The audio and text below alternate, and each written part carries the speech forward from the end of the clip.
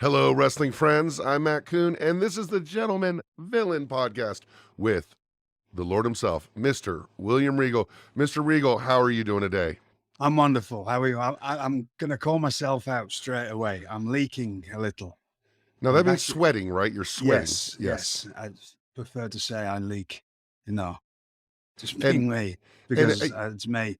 I'm back in the lizards are back inside, and this is in my lizard room, and the heat's on, and I was rushing a bit today, and I could have talked myself out of not training very easily, but I didn't have a lot of time, but I thought, no. And I went down and I did step ups outside of my house. on the And steps, on the steps on the itself? stairs, yeah, on the steps that lead down from my deck. You do So those every day like you do the Hindu it, squats? it's dependent. Hindu squats every other day. And then because I'm older now, I usually walk 3 miles when I'm at home. I go outside and walk 3 miles. Just it's more of a I don't consider it exercise. It's just sort of a just movement and breathing exercises like nose breathing only and completely filling my lungs up and stuff. It's just tricks that I've learned over the years. That your lungs, and I know because of having heart problems, your lungs are the things that keep you alive. That's a tip for anybody. And if people don't know how to breathe, they shallow breathe. There's a little trick I can teach anybody now. If you learn to belly breathe first, most people they hear about belly breathing while you breathe all the way in, but there's still another little top bit of your lungs that, and I'll tell you how you do this. If you breathe in as much as you can breathe in through your nose, and then take 2 extra sniffs, and you'll find that it might make you a bit dizzy actually. So do it sat down. You'll find that I can get a bit more air in. Well, after a while, it becomes, and I'll do it for anybody watching or listening. You end up just being able to do it in 2 breaths, where you fill your entire belly and the top of your lungs with breathing through your nose. So,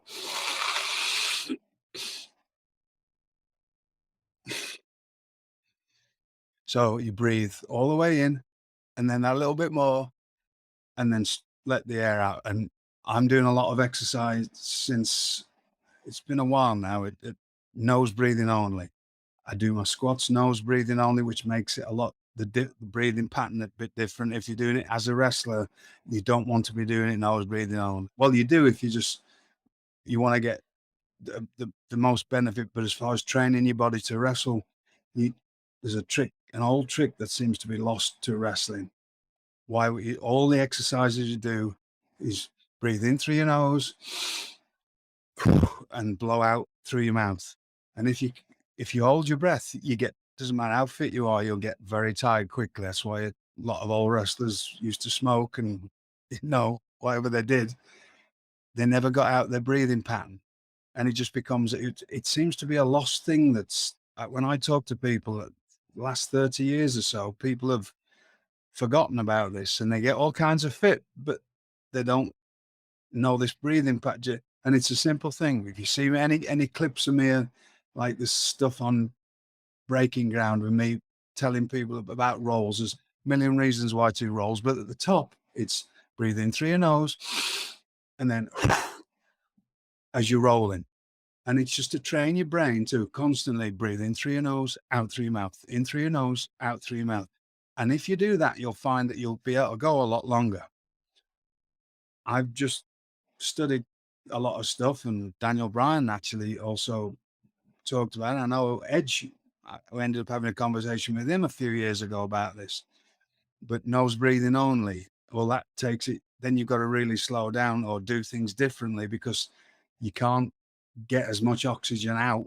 You can get the amount in, but you have to slow down because of you can't get it out like you can breathing through your mouth if you're just doing it nose breathing only. So it it varies the pace, but it also supposedly there's people out there who'll know better than me that uh, you get more benefit out of the oxygen. So I do everything I do now. I do nose breathing only. So when I'm out walking, I'm doing breathing exercises to expand my lungs and just because with gone over a little bit. It was 8 weeks I was in hospital in 2018 and early of 2019 when my heart was basically finished and I was done in. And the only thing that kept me going was the fact that I had good lungs.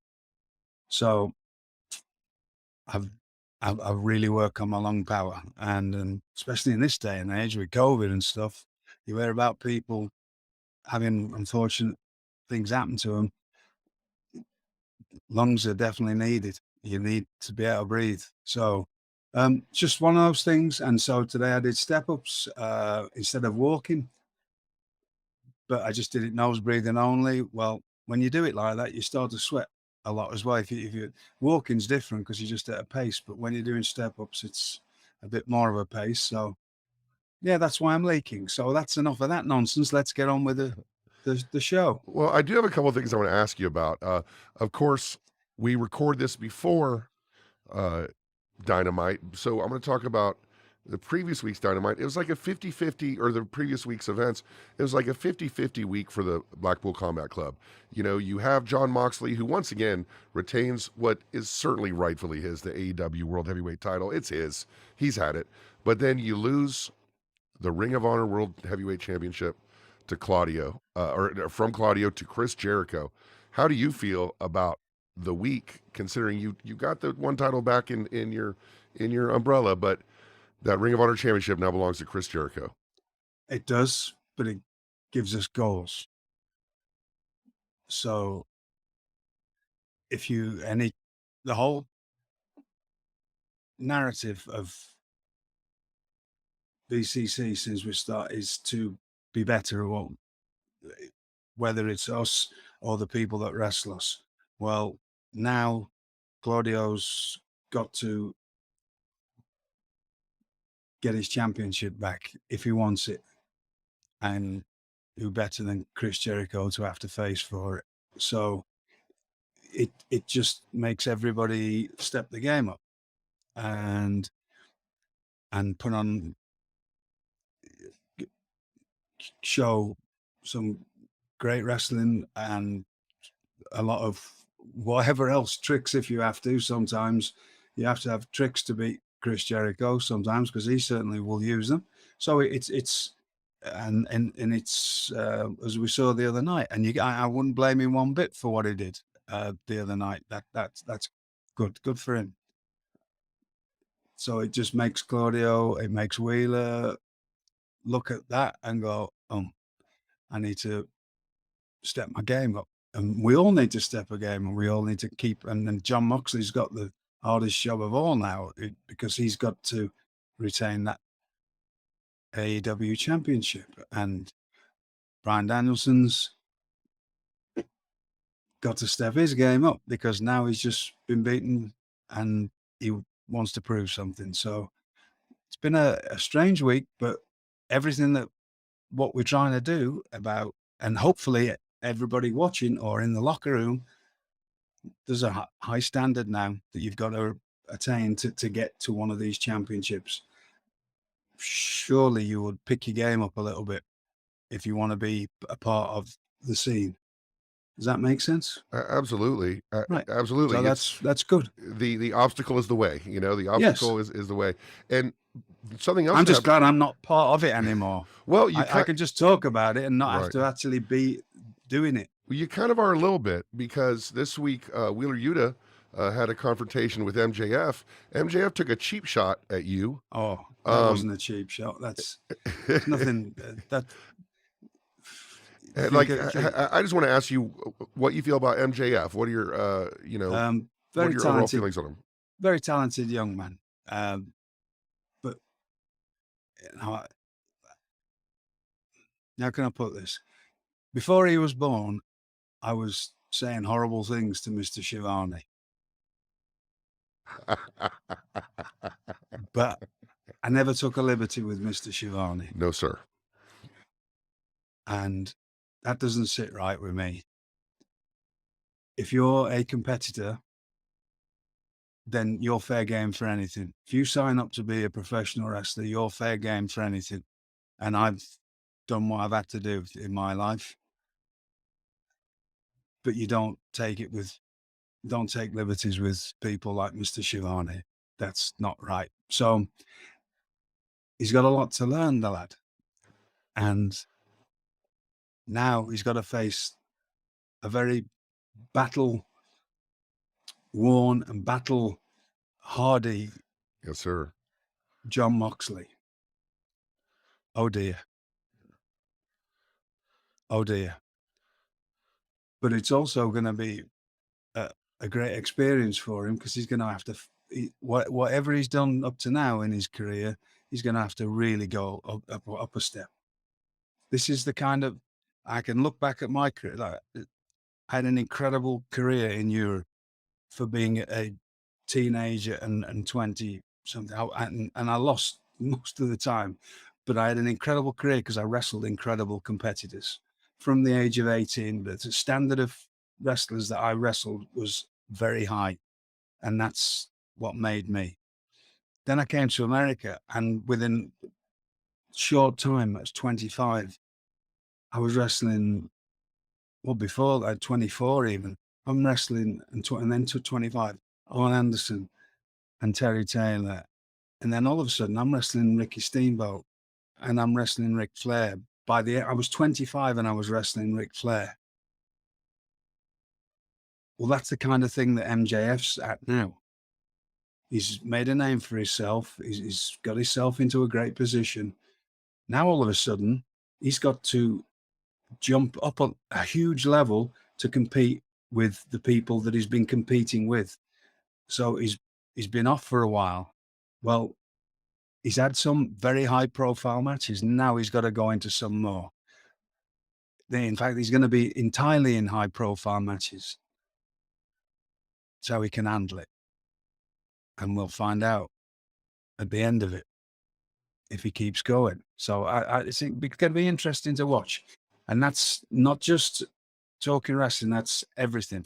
As far as talking about the show, that's about how he can handle everything that comes with the fact that you've got to go out there and wrestle people like John Moxley, and then people like Claudio, and people like Daniel Bryan, and people like Chris Jericho, and you're going up against people who have been around a long time, who have been through everything, have seen everything, and you've got it really is because don't forget, there's a 2-year period where I don't care what was going on in any company, we were sort of in COVID kind of thing, coming out and just getting out of it.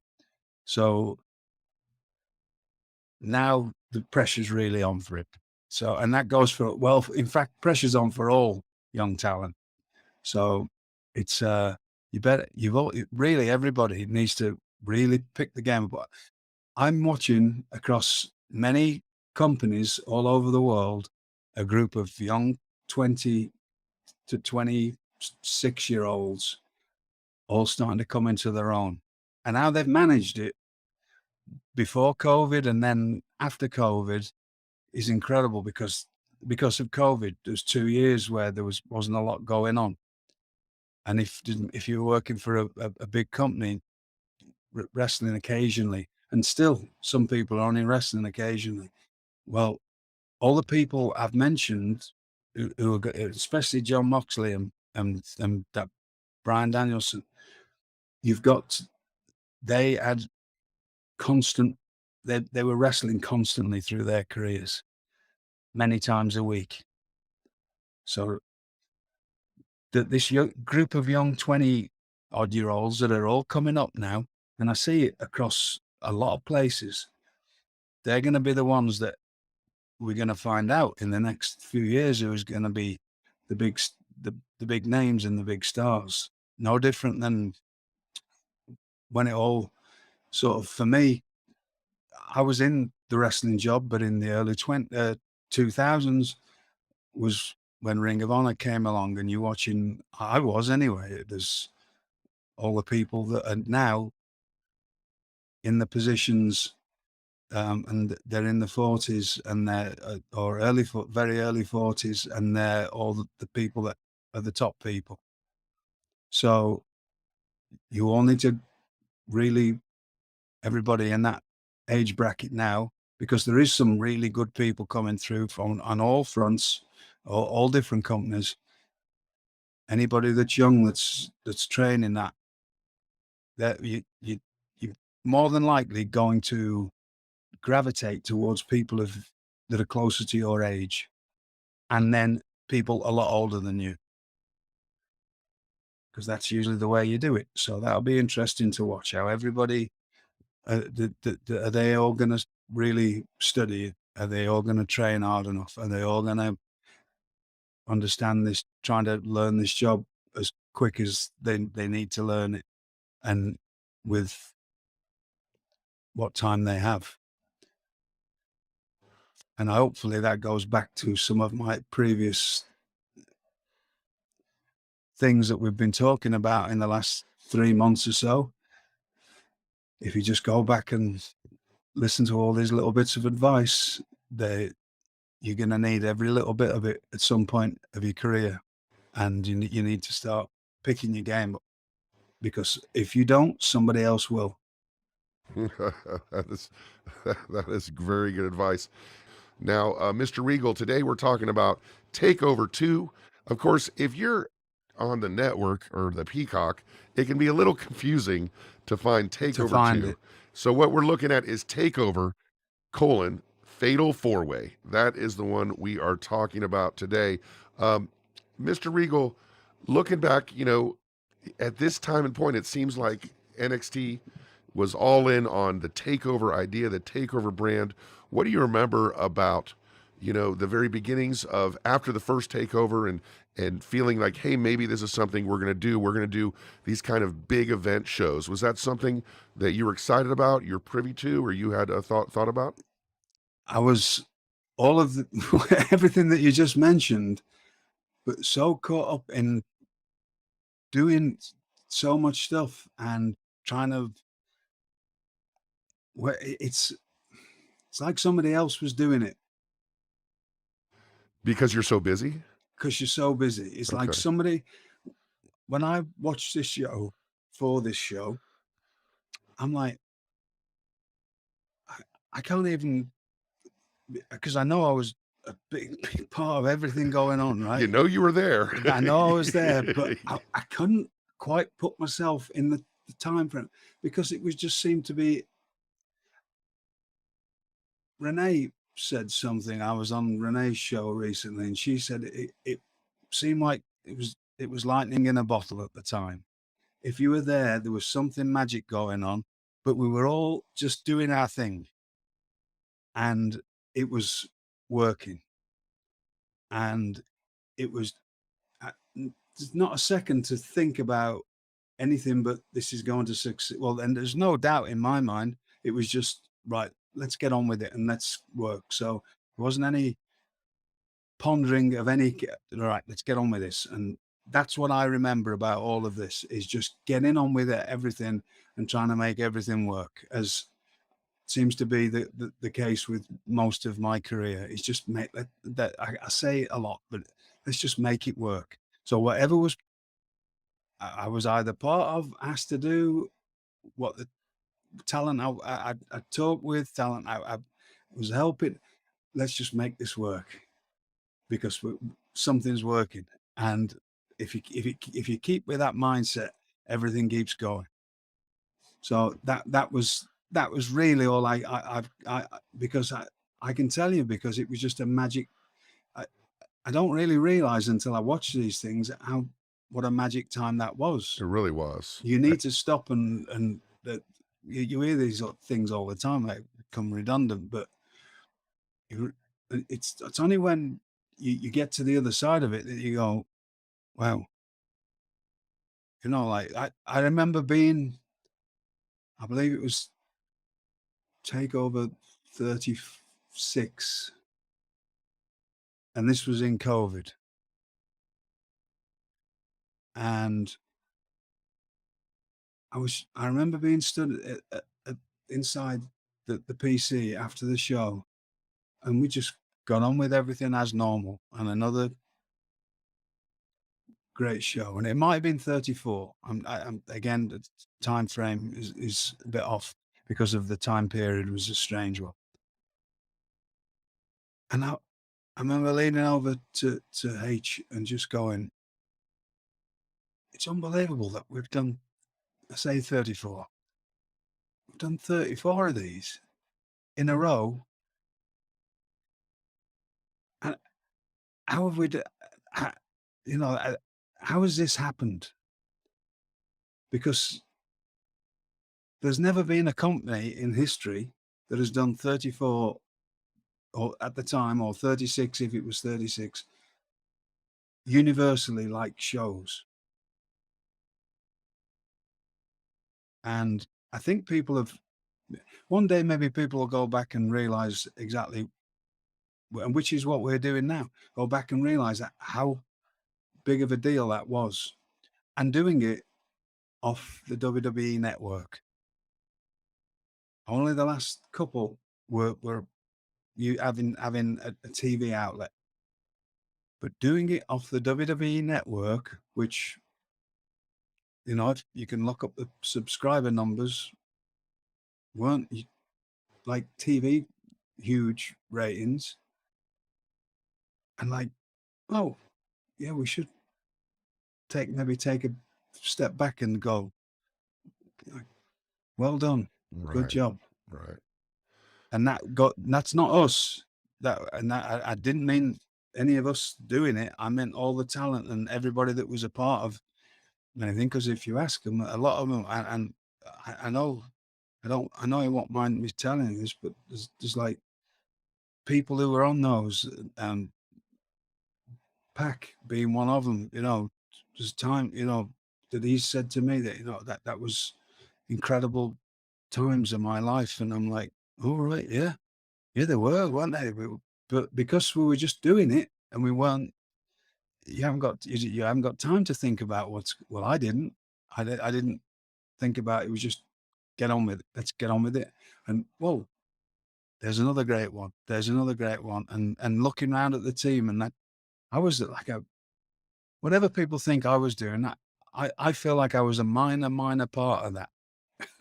Because it takes a real crew of people to put all that together, and the talent, and there's people that we've seen in this that were there, and then they're not there, and then they come and go out of your lives, and they all have a different story, and they'll all have a different memory of this, but it was just, we're onto something special here. Let's go, and let's just keep going. And we did, and so that's about all I can sum that up with. Well, and you guys were just getting started. Like, this was Just the getting beginning started, yeah. of it. You hadn't even left Full Sail yet. I do No. want to say, shout out. I have a music student, TJ, who just was the valedictorian at Full Sail University over the summer. Yeah, and and he wanted to do live sound, and I said, try Full Sail, and now he's the valedictorian. And Full Sail is synonymous with NXT, synonymous with this period of time for sure. And you hadn't even left yet. I don't even know if the takeovers, the NXT San Jose hadn't even happened yet. So No. you guys are still at a point where people might not even know that you guys could fill a building with this stuff. No, I didn't. I didn't. We were just at the time thinking back. That all came about. We'll have to get into when we actually get there. When we finally do a show that is the San Jose show, I'm like, there's something cooking here. Like this is magic. Whatever's going on.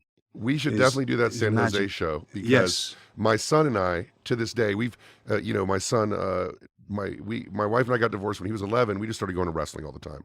We've been to many WrestleManias. We went to all the takeovers in Brooklyn. That San Jose show is our favorite show ever. Best show we ever went to.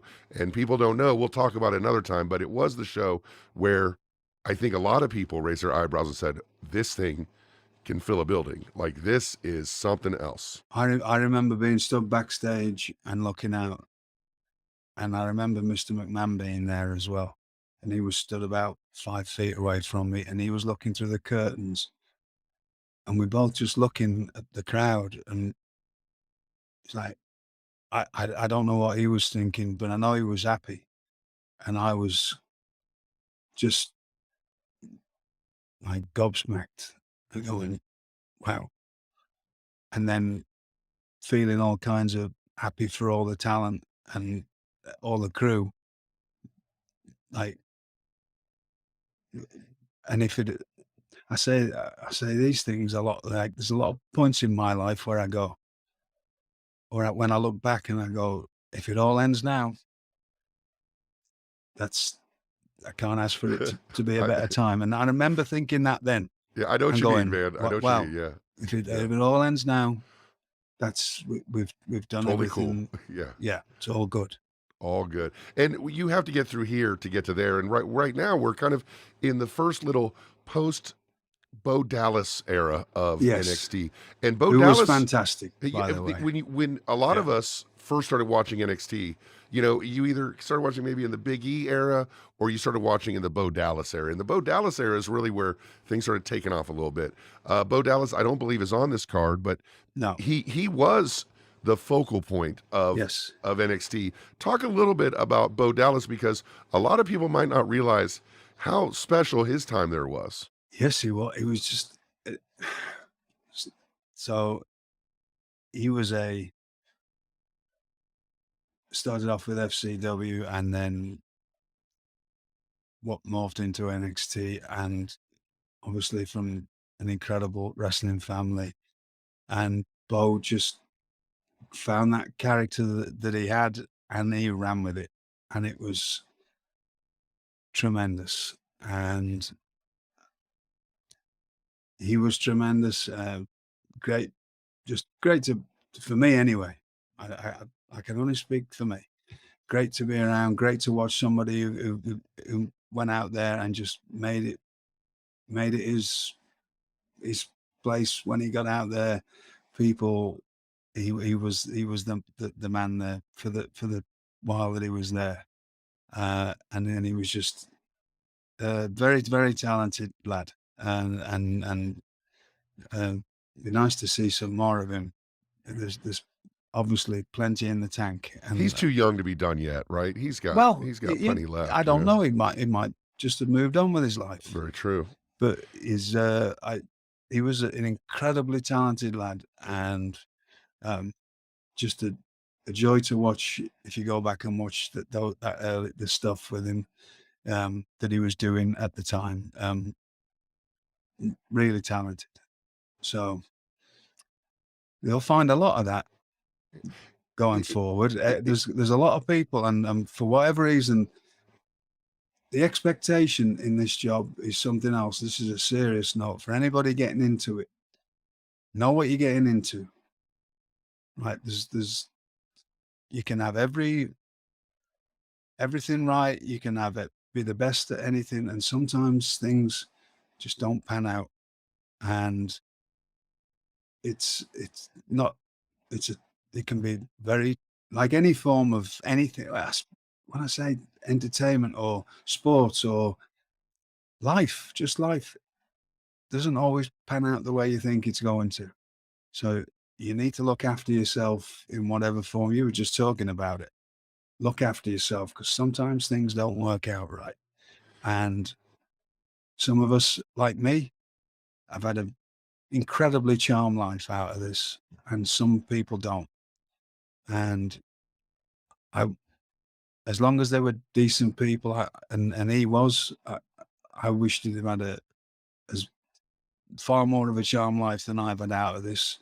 And I do for pretty much everybody that ever went through NXT and FCW before me, and the wrestling job. I hope there's a lot of what I say on there is because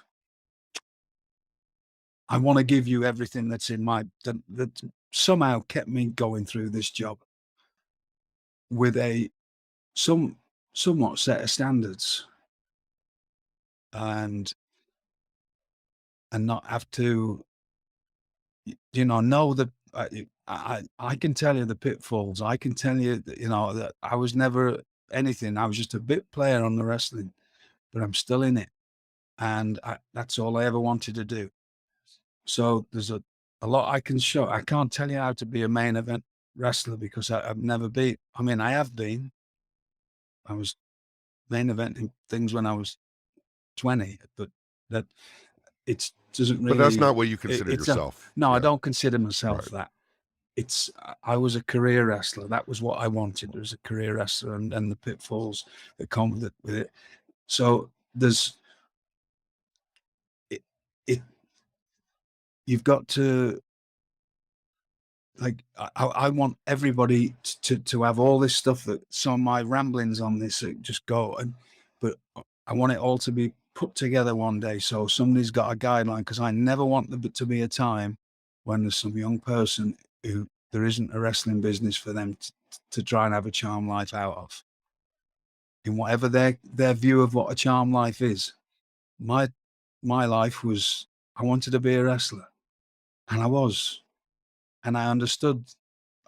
You know, you don't hear me moaning about stuff. I get there's times when this is really hard, and there's times when it's not going to go your way, and it's every obstacle can be in your way, and sometimes you've got to get around them, and there's certain ways you can and certain ways you can't, and things that you've got to. It just, I want everybody to. I just want this job to keep going, right? And it doesn't matter. That's why we've talked about this wrestling wars. I have no interest in any of that nonsense. Right. That's for other people to waste the time with. It's not wasting the time to them if that's what keeps them going. I couldn't care less about what company. I just want wrestling to do well, because wrestling has given me my life, and it has been all I've ever wanted to do since I was a child, and I got to do it, and I'm still doing it. And so I want that. This is what this is for. I want that to be the this is me leaving all these thoughts in my head out there. And whatever reason, Bo Dallas isn't wrestling, as far as I know anyway. But for that magic time there, and that's all some people get. Sometimes if you've just got a body of work, Dusty Rhodes used to say that, it's just really, at the end of the day, all it is, this job is just a body of work. It's depending on what you think a body of work is. If you put all of the clips of what he did, and once he got himself to the character of that he was when he left NXT, Right. Yeah. if you just put those clips together, he's got an incredible body of work. And that's, you know, that's all you've got. At the end of the day, he can sit down with his grandkids and just put a DVD on, or whatever it is in that amount of time, and he can put it on and he go, that's what I did. And they can sit there and he can go, yeah, I achieved something. And then it's depending how much you want to achieve after that, or if fortune works for you and everything that comes with it. So for the time before this, I believe he'd left by now. Bo Dallas had in NXT had an incredible body of work. Absolutely. And one of the freedoms, one of the cool things about NXT being developmental is you could see these characters just change. Yes. And you could say, well, let's try this. Let's try that. Let's try this. And yeah. and when we see, you know, Bo Dallas was your typical 1989 good guy for a while, and maybe it wasn't working, maybe it was, but they decided to go another direction, and that worked hard. And he worked Yeah, incredibly well. And as we get to the event, you know, the first match is the Lucha Dragons versus the Ascension. Yes. And, you know, there's a couple guys in that match that tried on a few different hats. You know, you've got Sin Cara, who I believe is Hunico, who had a few different things to try on. And Connor, you know, is this big guy that you guys brought in. You're trying a bunch of different stuff with him. Yep. It seemed, at least to me at the time, Lucha Dragons, Ascension, both seemed like kind of knocked out of the park new tag teams that were going to be a big part of WWE's future. They had a match, 7 minutes and 48 seconds, you know, and the Ascension losing that tag title, they were presented as a dominant team. So that was a big deal, and the fans were into it as well. Yes. And going back and watching it, it's like, great, that's exactly what you need, and then exactly what you need to start the show off with, and a great match, and everybody in it worked well. And you'll have to excuse me because I'm just looking at my notes. I could be professional and memorize them, but it doesn't work with me. Oh, there was one little thing, and this is a little tip for tag teams. If you are grabbing your opponent and putting them in a hold of some kind, this is just something that was taught to me, and I kept it going. And there's an instance in this match when I didn't see it. I saw it the opposite way, and I just want to give these little nuggets of information away. If you know your partner, I will always try to anyway. Doesn't mean it's always going to work, but at near the beginning of a match or before you get too far into a match, if I'm grabbing hold of anybody, I'm going to put that hold on with facing my opponent, my partner. And the reason I'm going to do that is because I know my partner is watching my back, and the person who's getting tortured in this hold of mine cannot see their partner. And before they can even see their partner, they've got to fight up from the floor or whatever position they're in, and they have got to turn a full 180 degrees to even see their partner. And it can add a lot of drama to a tag match. If you're just got somebody in some kind of a hold and they can see their partner, the person, all they've got to do is get away from you and jump across the ring and tag their partner. It's a little similar to when you watch MMA and people clinch up, and the coaches always want you to drag the opponent to that side of the ring, right? Right. So keep somebody. Obviously, there's enough people know about keeping people on your half of the ring and that, but also with putting holds on. If you put a hold on, if you know your partner, you know he's watching your back. If the opposite person in the opposite corner decides to come in, he's going to let you know you can loose and turn around and stop them. But the person who's suffering in the hold is facing your partner, right? And then they've got to not only fight up, but they've got to turn 180 degrees before they can even see their partner, which puts them in a lot more jeopardy, right? And also builds to the drama of the tag match. There's no disadvantage for the person on offense to have their back to their partner, but there's a huge disadvantage for the person on defense to not have the eye line with their partner. Eye line with a partner, yes. And it also, for the audience watching, it makes that fight and struggle and, I can't. And then eventually when they turn and they see the partner, now there's more hope. And it's a way of building hope. Does that make sense? Absolutely. Okay. This match, these wrestlers, it seems like a moment in time. I want to talk a little about Kalisto. Like in American basketball, we always look for the next Michael Jordan, and these poor basketball players get tagged with this. In wrestling, it seems like sometimes we're looking for the next. And a lot of people kind of tag Kalisto with the next Rey Mysterio, the next. And I know that's not the way you train people, but he is spectacular in his own way and innovative in his own way, is he not? Both of them were, but both of the Lucha Dragons were excellent. And Kalisto, I remember him coming to his tryout, and he just, not one person who had any say on the day or on the few days that he was with us. That was at FCW in Tampa. Not one person was not in agreement of, we hired this fella. It didn't matter. Wow. And usually there was, and it was a completely different group of people. I'm sure. How often does that happen? Not often, right? Where very few unanimous times. opinion where you're like, unanimous get this guy opinions. now. Just get this young man now because he's a really talented lad. Yeah. So it was a great match. Enjoyed it. Pins were all great. Not going to go into that, but the pins were all good. So it keeps me happy as a viewer watching. If you've grown up watching wrestling the way I did, with British wrestling with great pins, when you see pins that aren't good or not knowing how to pin people properly, it's a bit of a to me. If you've not grown up watching that, it doesn't affect you the same, but it does me. And so I'm a big thing on doing, because your life depends on it. Your life depends on pinning your opponent. I think all listeners of the Gentleman Regal podcast, because the Yes. last NXT takeover we talked about, including myself, I think I texted you that week and I said, man, I'm never looking at pins the same way again.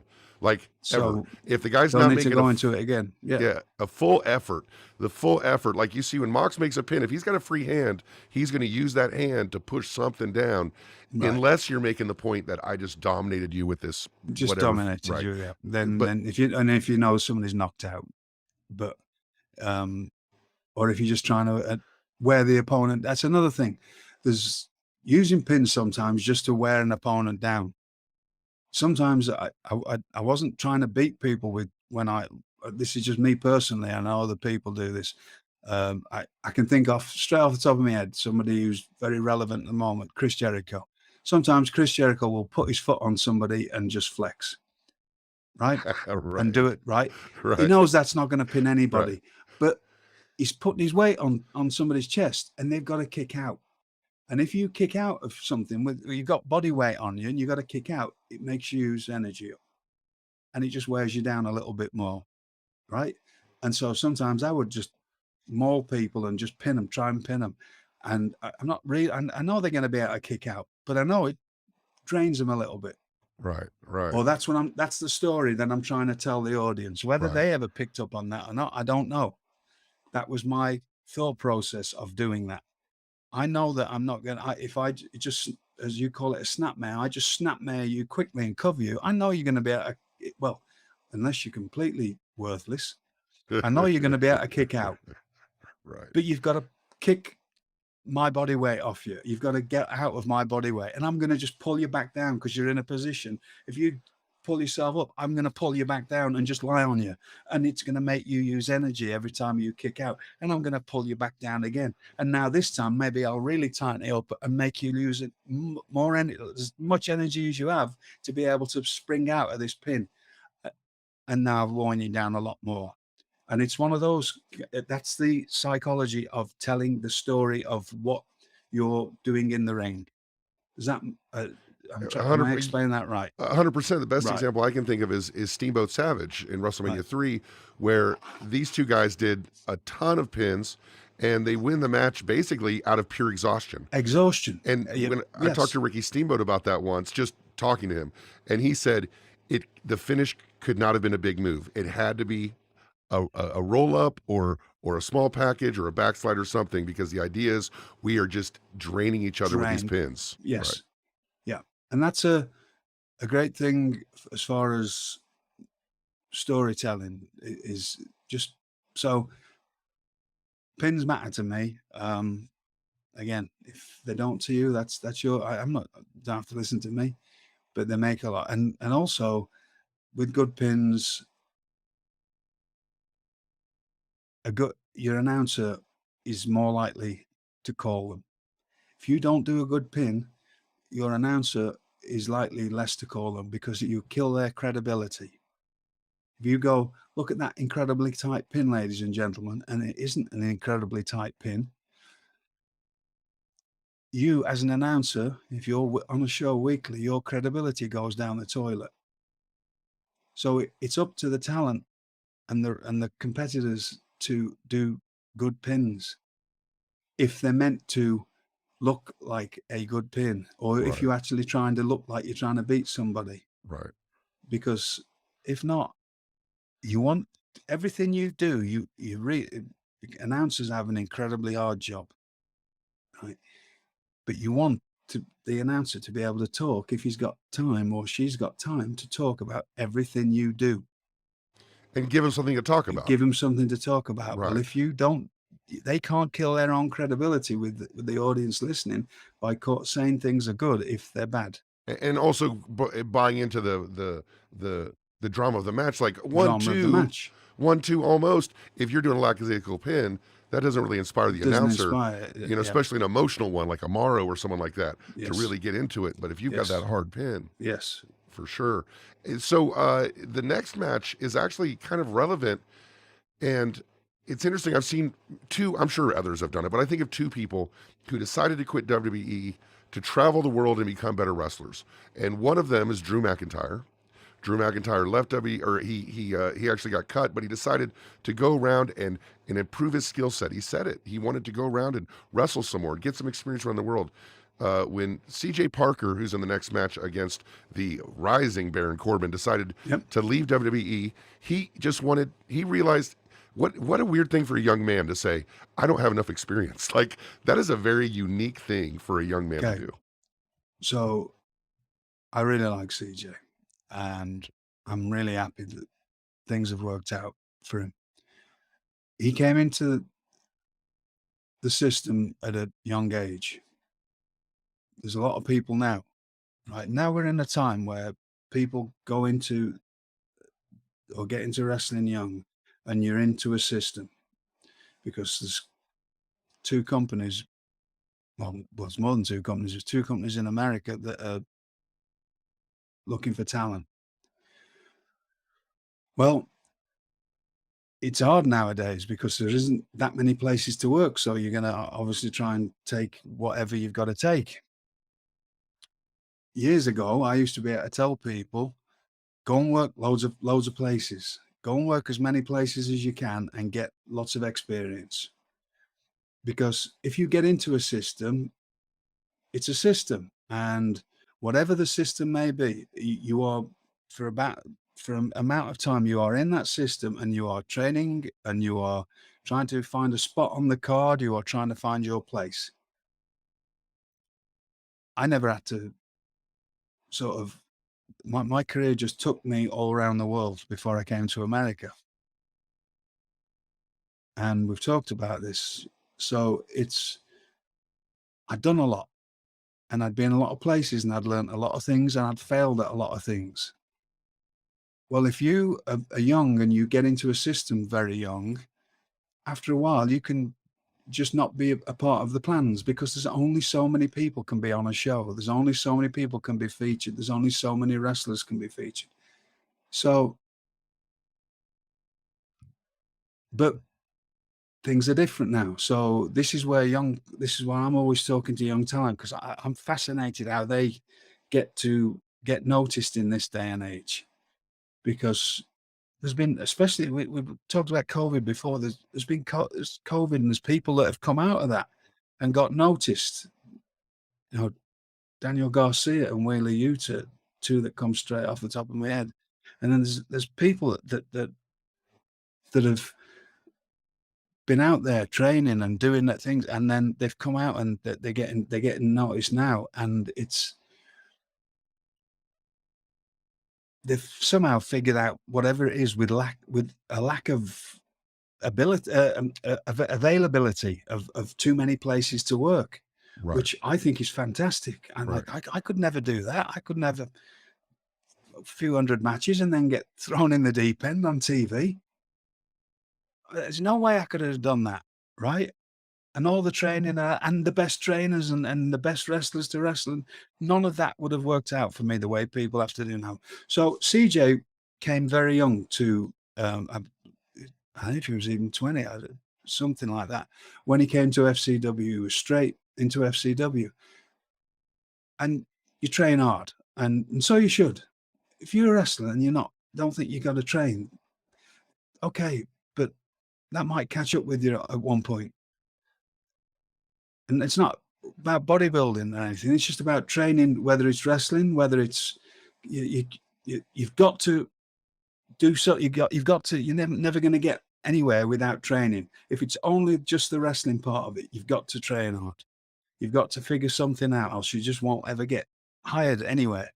So whatever it is, and then there's the added, whether you want to go to a company that cares about how you look or look a certain way or have a mindset. Everything is everywhere is different. If you think that anything's different, no, it's not. You have to work hard at something, or get noticed, even if it's just making yourself famous. That's not something I really know about, but then there's other you ways put to the hard do it. work in. Yeah, Right. there's other ways to, Like- but you got to put hard work in. So CJ came into the system, and he realized that he was at a limit, and you're 20 odd, and we've talked about the problems that I had. I was raring away until I got to 27, whatever, and then it was like, okay, what next? And I went looking for something that wasn't there. I'm really glad that CJ didn't go looking for something that wasn't there. What he did was go, okay, I've been in this system. I feel like I've done as much as I can do. And he's trained really hard and he's done all this. Now I want to go out and experience the world. Because once I said this to both Daniel Bryan and Bryan Danielson, I've still got to get that out of my head. I do it all the time. Yeah, Bryan Danielson right. and Claudio. I remember having these exact conversations with them. When you've had enough with your wrestling careers, give me a call. That was years ago. That was before they came to WWE. Because at the time, there wasn't anything like that's going on now. That if you came to WWE, you didn't know what you were going to end up being. It could be a character. If you want to go out and wrestle everywhere you can, go to these countries, go travel the world, go and get it all out your system.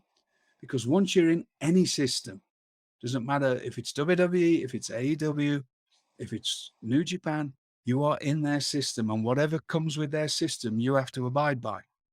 And if it's not, after a while, some people move up, some people don't. We just talked about Bo Dallas, and things didn't work out. But it did for a while, and then it did, and whatever, and he had, a run on the main roster, but he had, he made some money, and he did whatever his life is. But if you get to that point, that's the one thing you need to think about if you're a young wrestler. Where you sign up, or if you sign up, and if you're willing to put everything into that, or if you get like CJ and, okay, I've done all I can do here because I'm not in that a role that I'm quite happy with, or I think I'd like to do more, because he came into a system very young, and it was a system where you had to, he was 22 when he signed. 22. Okay, yeah. 22. That's young, though. That's young. Yeah. So you're doing all these. You got to train every day, and you've got to do this. But you're seeing it can get a bit repetitive, or you get into TV and you're not wrestling, or you are wrestling, or you're trying to figure yourself out. And then and again, you're around people like me, and you're hearing about being in Japan, or you being in Europe, and you're young and you're inquisitive, and you're going, wonder what that's like. I wonder if I wish I'd have done that. I don't know. You'd have to ask him. But what he chose to do was come and say, look, so first of all, he never got let go. What he did was come and say, because everybody liked him. It was just, okay, he is where he is at the moment. And he went, I'd like to take myself out of this, please. And I want to go and do something else and prove myself somewhere else, which is exactly what he did. And he went to England, I believe was the first thing he did, and went wrestling on what we call holiday camps in England. He was doing that. And then he ended up with New Japan and training with them. And then he got a spot with New Japan. And now, we're taping this last night, right, he is facing Jon Moxley as and I've seen CJ and he's Parker, well known, and people know his name, right, and he's made a name for himself, yeah, and now he's very valuable to anybody that wants him, because he went out there and just took himself out of the game. It's a hard thing to do. I'm already in. At the time, that was the one game in town, or if you were American wrestler, as far as a big, WWE was the big thing. So I'm already in this system, but I'm not getting anywhere. That takes a lot of courage to go, I'm going to just ask to be released and then go back and make. I can't imagine him making a lot of money working in England at the time. No, but he was smart and mature enough at that age to play the long game, which is very unusual exactly. And Juice Robinson is who we're talking about. And Juice Robinson has made. Yes. I've been in buildings with Juice Robinson, like watching him wrestle, where he has the place electric. Like he knows, he's learned how to do what he knew he needed to learn. You know, and he did some great stuff. It was just for me anyway.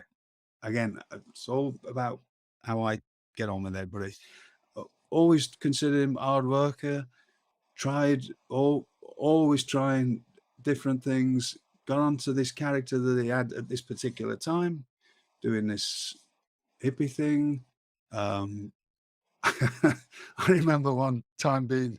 Well, there was one promo where his head came up from the top, where his head poked in from the top just to look down at the screen. Like he had a goofy little character. He was trying, and that's all you can do when you're in, you're young. You just got to keep trying and try and find things.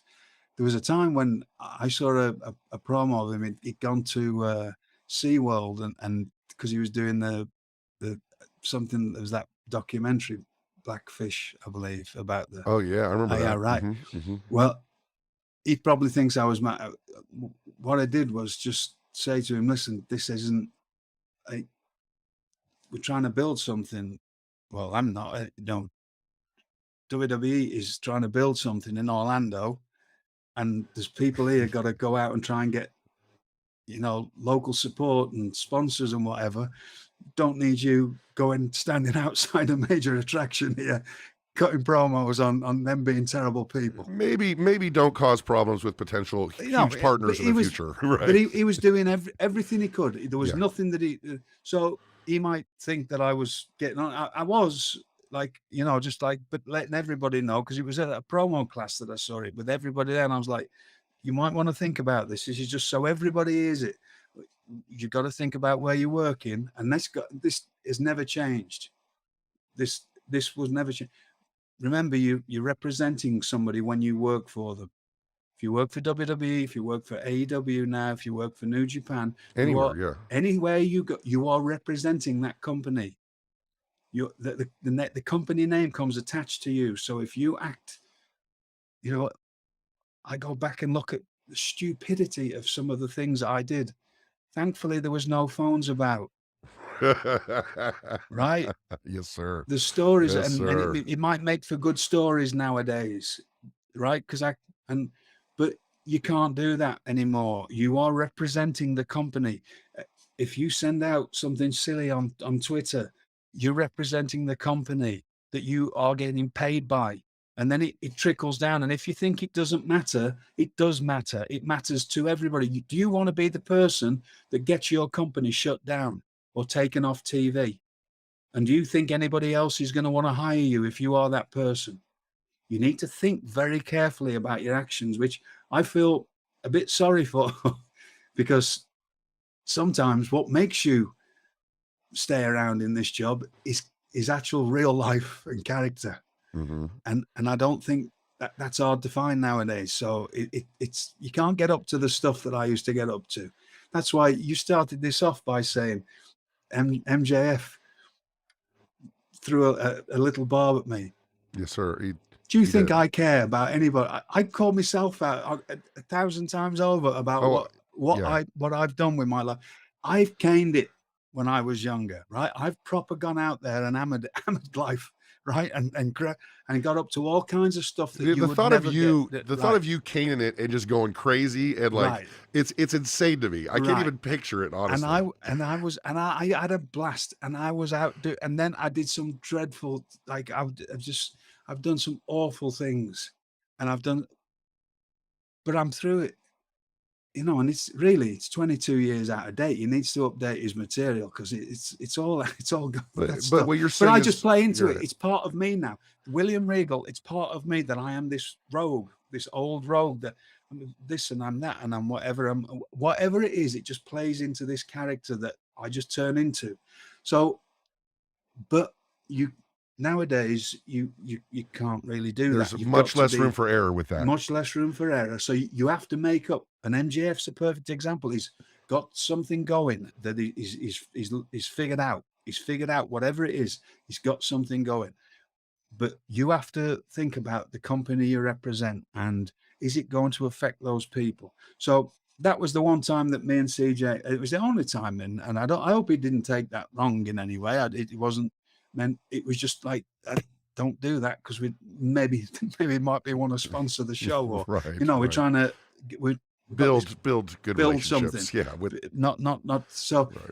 But he was always trying. What he did was fantastic. He went out, he went off, and then he's made himself into something. There's probably going to be, and this is going to happen a lot, right? So, because this will all get twisted. In whatever amount of time, there'll be another round of people writing about stuff going, oh, well, this doesn't work out, and this doesn't work, and Right. this doesn't happen, because that's what the world works. It's not just wrestling, it's life, right?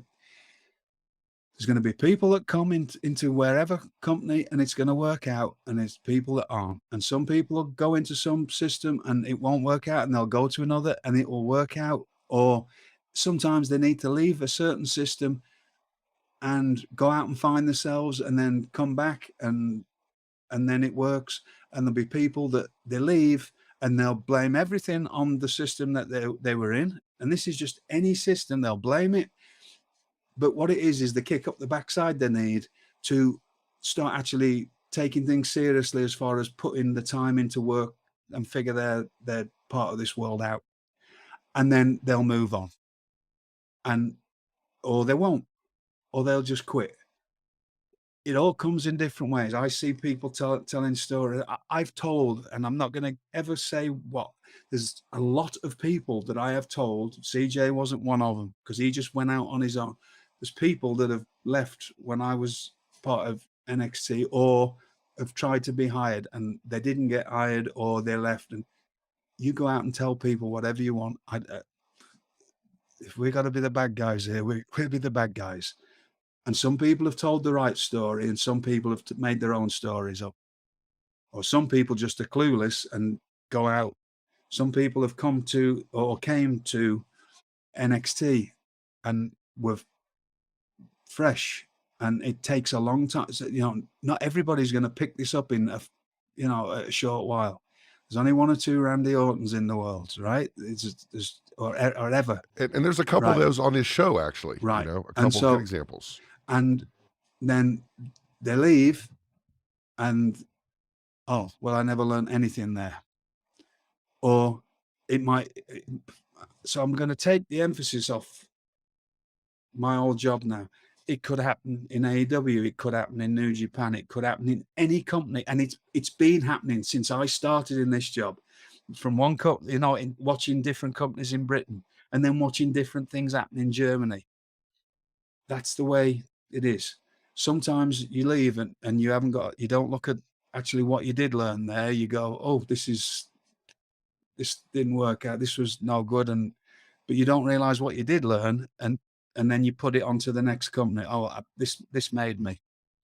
Well, it all makes you, all of the time that you spend in this job makes you, if you use the right kind of mindset for it.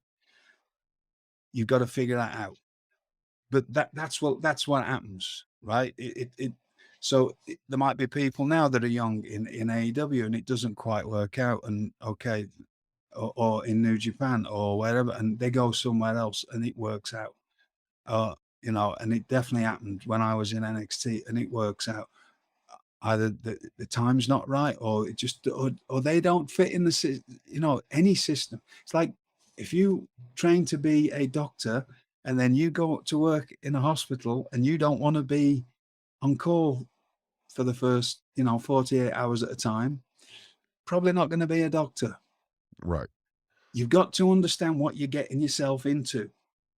If you go to whatever company and they have a certain way of doing things and you don't want to do it that way, your time was probably going to be limited in that company. Because a lot it's of easy this, to just go, right. it's this. Well, maybe just you don't fit in there. You got to find where you do fit in.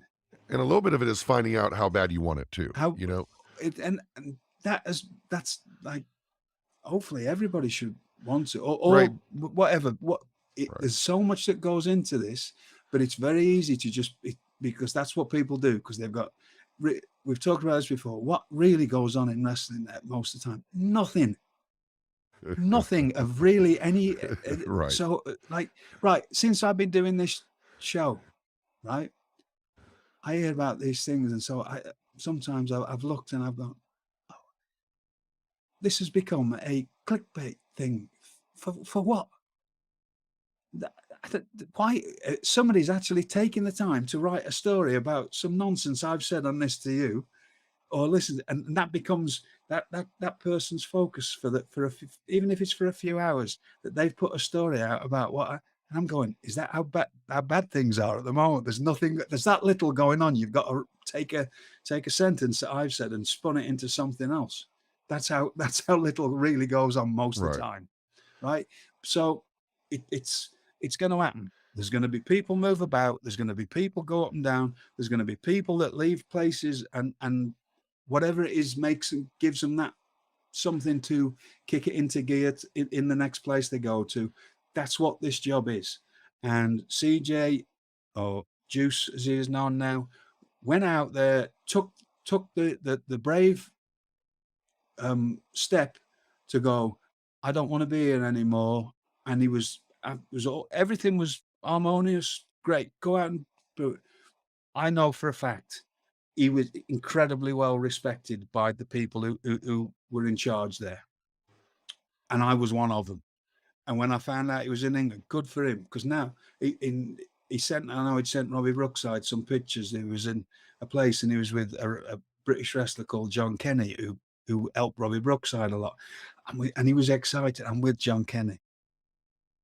And John was refereeing, and he was, he was there in England, and then he goes to Japan, and then I saw him, and I've seen him a few times recently, and I'm talking to him, and like now we talk on a different level, because now he's, I'm not working in the job I'm in, and we're like, oh right, and we just have a chat, a normal chat, and and we just get on, and it's just, I'm happy for him because he went out and did his thing. It's just like a really, really interesting thing to see how people take this and how they work with it. And again, it's going to work out for some, it's not for others. That's as much as we can say on that. But I'm really happy for CJ. Juice as he's known now, and good for him. And whatever he chooses to do with his life, good for him. But he's gone out, he did it, he went and did it, and didn't moan about anything, just did it and did his thing. And it's paid off for him. And well, now good for him. Like, he's in a great position now. So absolutely. And if you want to be in a great position with your car, we got a suggestion for you, because this episode is brought to you by Carshield, who makes it easier and affordable to protect my car from expensive repairs. And believe me, my car needs it. And that's just for starters. Carshield is the #1 auto protection company in the U.S. and offers protection plans for around $100 a month.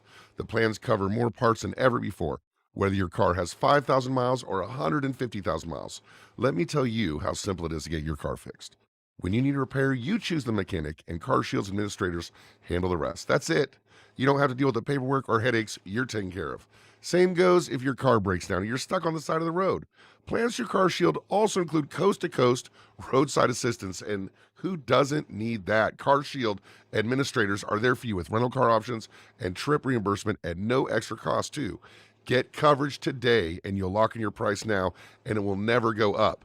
That means as long as you own your car, no matter how old it is, you're protected from the rising cost of parts and repairs for your vehicle. Seems like a win-win to me, folks. Everybody has car trouble, and Carshield will help protect you from that, but also will protect my wallet from expensive car repairs, and they'll do the same for you. Go to carshield.com/podcast to start your plan and lock in your pricing forever. That's carshield.com/podcast. A deductible may apply. Now, Mr. Regal, we're going to talk about real quick this match with CJ Parker and Baron Corbin. Baron Corbin, let me just say about him. Came in to the system there, made it work for him, and has made it work. Whatever he's been given, he's worked hard at it. Fantastic. Just gives it a go, and good for him. Really happy that he's gone on and done what he's done. And here's another thing you won't hear me talking about. Like, people use all these wrestling terms, right? But I just look at it on a pro level of being a pro. Sure. Right. So if you start talking about, that people, and I'm not using him, I'm just saying in general, he's never been a main event guy, always a big guy, there's a lower card guy. It's just like, oh dear, just behave yourselves. What are you talking about? He's getting paid to do his job. And if that's the true mark of actually being a pro. If you are, I'm looking at it as a career pro. I don't care where you are on the card. If you're on TV or you're in a company and you're working and getting paid, job done. You're doing good. That's what the job's about in my eyes. So you're not going to, I'm not, there'll be other people that can go through this and break down this and this. Job done for both of the people, right? And CJ Parker and Baron Corbin, job done. They are both now professional wrestlers making a living out of professional wrestling. Good for them. It goes to your point, because Baron Corbin at this time had this great character where he was doing these quick matches, and the NXT crowd would count. They would count to see how long the matches were. And then, much like yourself, Baron Corbin had this inexplicable and unpredictable ability to do comedy. And he's done such a great job on the main roster with whatever they're giving him. Like, he's not the lone wolf. He's something else. And he's, people still talk about the time he went broke and how much they loved those interviews he did when he lost all his money. Like, he does a good job. I would imagine, and whether he's heard me say this or not, I think everybody who's been around me enough has heard me say this. Just make it work. Just make it work, because you don't always start off where the journey just changes. There's very few people that the journey stays the same. It's never a straight line. No, and you just make it work, and he's made it work, and he's been getting paid now as a professional wrestler for a long period of time. Both of them have, CJ and like Juice Robinson, and they've been getting paid as professional wrestlers, and that's their job. Job done. They've made it work. Absolutely. That's what it is. So instead of let everybody else talk about, I'll talk about the realities and stay out of fairyland, like most people live in with all these different. I look at it as a pro. Job done, fellas. Congratulations. And I hope it just keeps going for you until you don't want it to. And if you don't, when you're over, I hope you look back at it like I have and go, well, I didn't have to do a real job of it in my life, because I got to be a wrestler. Right. Good. So I'm happy for both of them. Good. It's definitely a good way to be. We have someone who made headlines, and at the time, Enzo Amore just took to the screen just like a star right away against Sylvystor Lafort in a hair versus hair match. Of course, Sylvystor Lafort went on to Impact and did a few other things, but his character was great. It's a match between two guys who can talk, two guys who had these very entrenched characters, and people were into it. It was a fun match. Right. So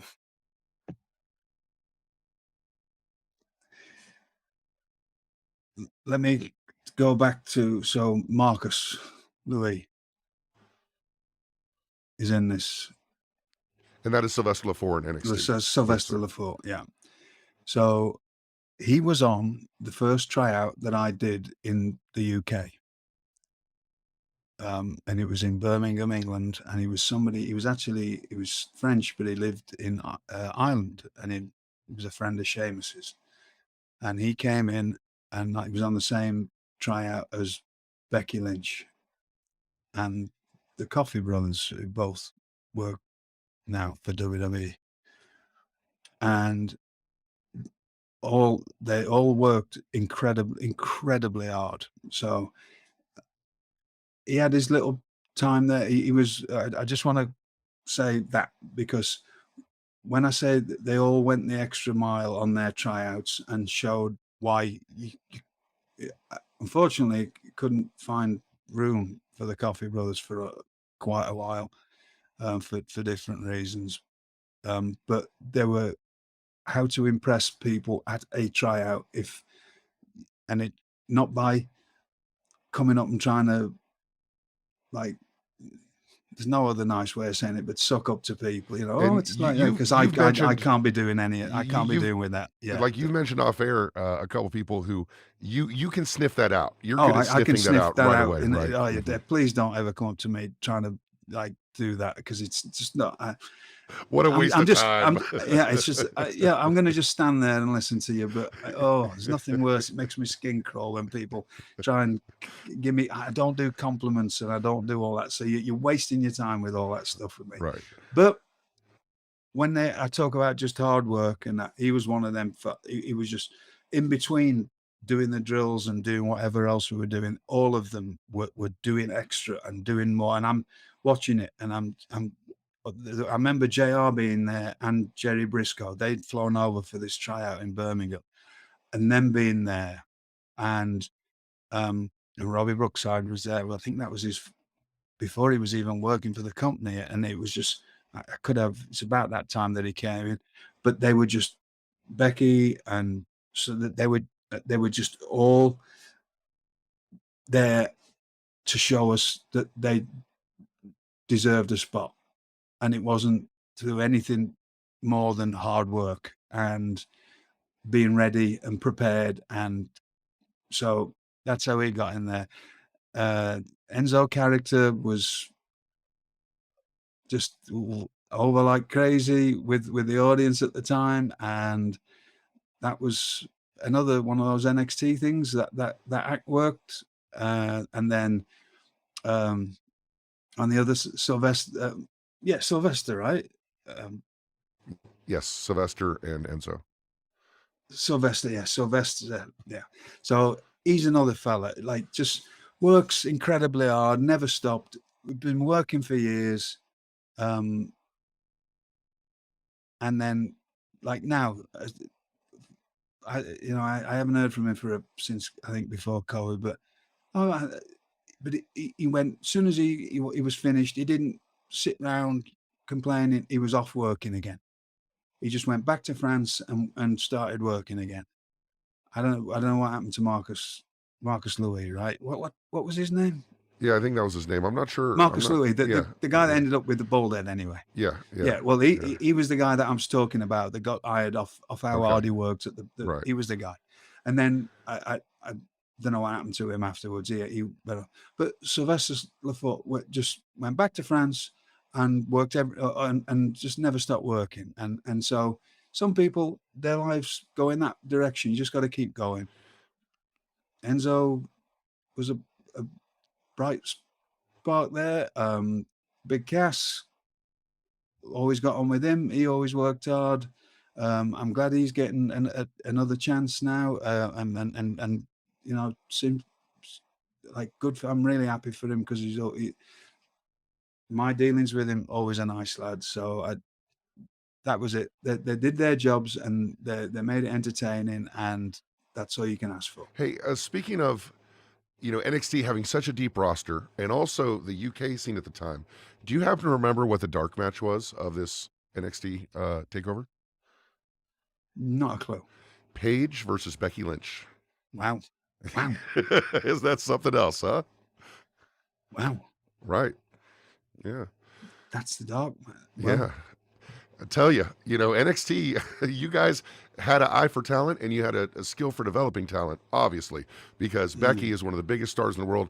Saraya just came out to AEW last week to a giant applause, and people have nothing but good memories of Paige and WWE and NXT. Yeah, and we've talked about that before. Paige and Emma were the founding ladies of NXT. They're before anybody else came along. So I'm happy for them. It must have been very difficult to be out at a young age like that. So good she's getting the spotlight back on. And Becky. Absolutely. Couldn't be any happier for both of them. Prouder. Good for them. And one of the things NXT did is it gave people a chance to, to be seen and to try some things. Yeah. And what this match is a great example of that. You have Yeah. Bull Dempsey versus Mojo Rawley, All two right. guys, Yeah. who worked hard, two guys who loved wrestling, and two guys who had varying degrees of success in NXT and WWE. Yep. Yep. And that's wrestling. But both of them always worked hard, got on with both of them. They went out there and did what they had to do on that particular night. And Bull was getting some momentum at that time. It was physical. I liked it. Let me just actually look at my note, what I put here. Looked like a fight with two professional wrestlers. That's perfect. That's perfect. Which is what it should look like. Two big heavyweight wrestlers. There's different styles of wrestling. When you're a heavyweight wrestler, you've got to wrestle like a heavyweight wrestler. Well, you haven't got to, but there's flesh on flesh, and there's a lot of big physical stuff. And it was a bit of a sprint, this match. And two big guys who could do a lot. Two big guys who could move, and two big guys who could do a lot. Yeah, and they did what they had to do, and a good pin at the end, good tight pin, which is the final shot. That another thing about the pins, ladies and gentlemen, and anybody's watching, it most of the time is the final shot that you will see. If it's not just the match, it's the replay, and the replay is the thing that gets. If you do think something once, sometimes people haven't got time to process it in the brain. When you see a replay, it's the second time, and it's more chance of it sticking in your mind. I'll tell you this on a promo. If I tell people work with promos, if you're trying to get noticed, if you can say your name in the first two sentences, and in the last two sentences, there's more of a chance of me or anybody else remembering it. We get marketed to 24 hours a day by something. If you're looking at this, whether you know it or not, you got Savory Conrad there, and you got ads free. And if you go out in the world, it's different companies are getting. Well, as a wrestler, you've got to market yourself to people, and the smart way is to do. If you do everything as good as you can, then there's more chance of them showing it. If you do it that the announcers can call it and give them time to call it, sometimes. That's that old thing. You hear people say, slow down. Well, it's not always, it's like people say these things and they don't understand what they mean. I haven't got time to go into a big explanation on that. But if I haven't got time to see what you're doing or to see how good it is because it's too quick, or you don't give me a breather after a big sequence of moves where I can go, wow, and take it in, it's little things like that. Well, you have to market, you have to let things sink in. Well, the last part of a match on TV is the whatever you win with. Okay, great. You've just won. If there's a replay, which there usually always is, if you leave time for yourself, there's something on hitting time. You need to make sure your time, so you don't run over your time, because it's only shows have to go off the air at a certain time. Right. Most of the time. So you have your allotted time. So if you hit your 1, 2, 3 right at the end of your time, they're going to go straight to the next segment. Here's a real pro trick. I hope people take this in, because I don't get to tell it too much anymore to people. If I was ever doing anything, if I had 1 minute to go, I was going home. I don't care what I had. There's nothing in my head apart from trying to get home as quickly as possible. So usually within 15 to no more than 30 seconds. And that was didn't matter if what I was doing, if whatever the outcome of the match was, because I know if you're hitting on live TV and you hit that time, and there's 45 seconds to go, they can show you the replay, which is twice that you actually beat that. If you're somebody watching at home, whether they know it or not, they've just seen you beat somebody twice. If there's more time and they see your hand getting raised, they know that you're the winner. So that's 3 times that you can actually beat somebody in one match. Wow. That's a great way to look at As it. far as mentally getting into, because The mental picture that the the fans mental, see. the fans see is the subconscious is just taken in that last minute, hopefully a finish that means something to them, but then a replay, and if there's another replay, great, but and on the call of the replay, the announcers get to actually, because sometimes you can only just, you got to call it because it's the crescendo of a match, and it comes out fast. But if there's a replay, then you get to call it the announcers. So there's the 3 things I just mentioned. Then on top of that, with the replays, the announcers get to actually call the moves going in at a slower pace sometimes, which makes it slowly sink into the person at home who's watching's brain. And then if they see another replay or they see your hand getting raised, they know that that's the winner.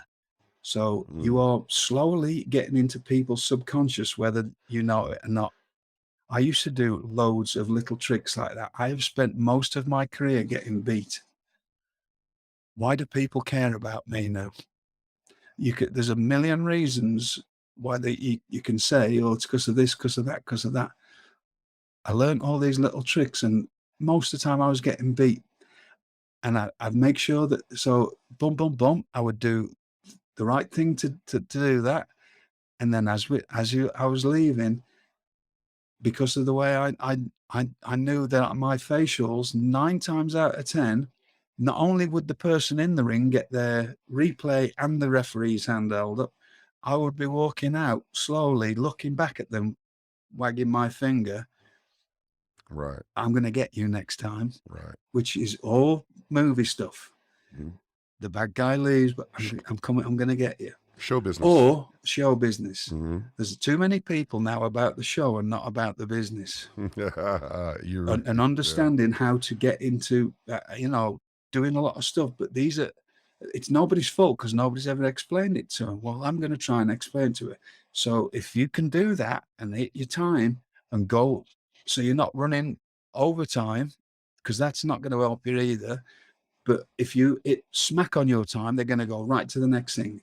You beat that person once. If you want to beat that person, or you want people to see how many times you've beaten them, get a replay. You need extra time for that. You need to leave extra time. If you want to get your hand raised, show them with the hand raised. There's 3 times that you've beat somebody in one match, or 3 times that an audience member has got at home to see that you've beat that person. They may see all 3. They may only see 1 because they may be blinking, or they may be just turning to have a quick sip of drink because the 1, 2, 3's at them. You've got to try and make an impression slowly but surely. Whenever you're given TV time, you have to maximize your seconds. And that is a great way of maximizing your seconds.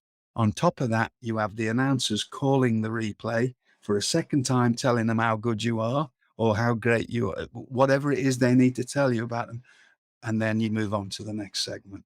And you've marketed yourself a lot easier to your audience to understand, to remember you.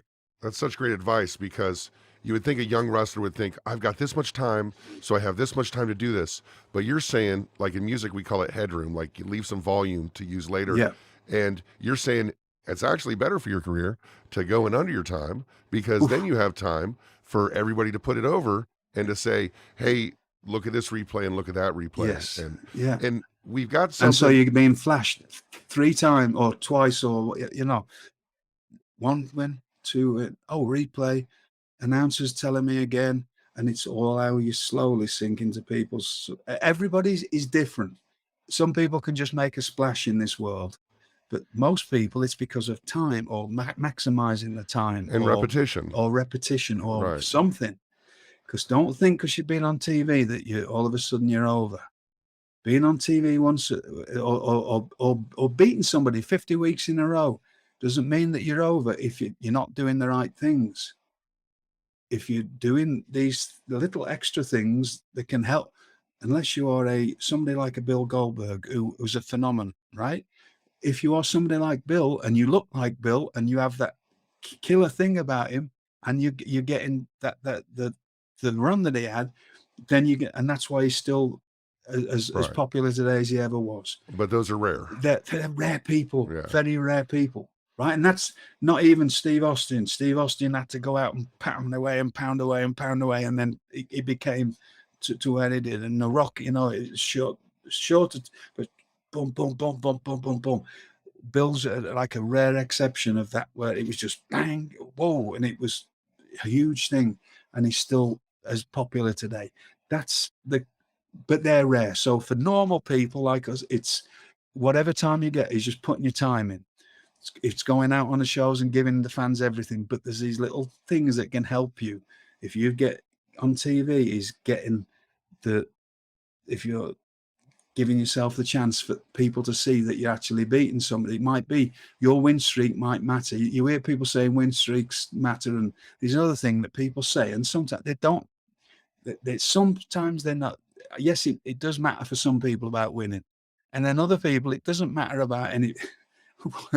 Right, I'm going to use Ric Flair as a better example. Apart from when he won a championship, Ric Flair lost all the time. He was constantly getting beat up all the time. Ric Flair was getting beat all the time. But he's Ric Flair. I mean, how many times do you see the figure four win a match, really? Right. You know? He's Ric Flair. Right. I'm a nobody. He's Ric Flair. I'm a nobody. Why do people care about me nowadays? I know what I am. I am a journeyman wrestler. It was just a bit part of a show. There's loads of things that you can, but I knew these little things, or I was taught them, and slowly but surely, you end up sticking in the back of people's heads, and that's just me, and I'm nothing, and that's just me being able to, if I got a win or whatever, to do a stupid thing at the end of it and push my bicep up when I was in WCW. Right. Something that made you focus in and go, what is this idiot doing? Yeah, right. Right. Whatever it may be, everybody has their own tricks, but that is one thing that I can definitely give you is if you just run up to, and it's a live show, you run up to your time and you use all that time up with movement, and it's just 1, 2, 3. You're cutting your legs off as far as staying in the audience's memory, unless you're under the illusion that you are that special person that you only need that one time. I'm telling you this, you're probably not, because there's very, very, they're rare exceptions, right? So it's just little tricks to keep going. Well, we've got some rare exceptions coming up. We have a debut coming up, but before we do, let me talk to you about IWTV.LIVE. IWTV.LIVE is independent wrestling's premier streaming service for live events and video on demand of past events.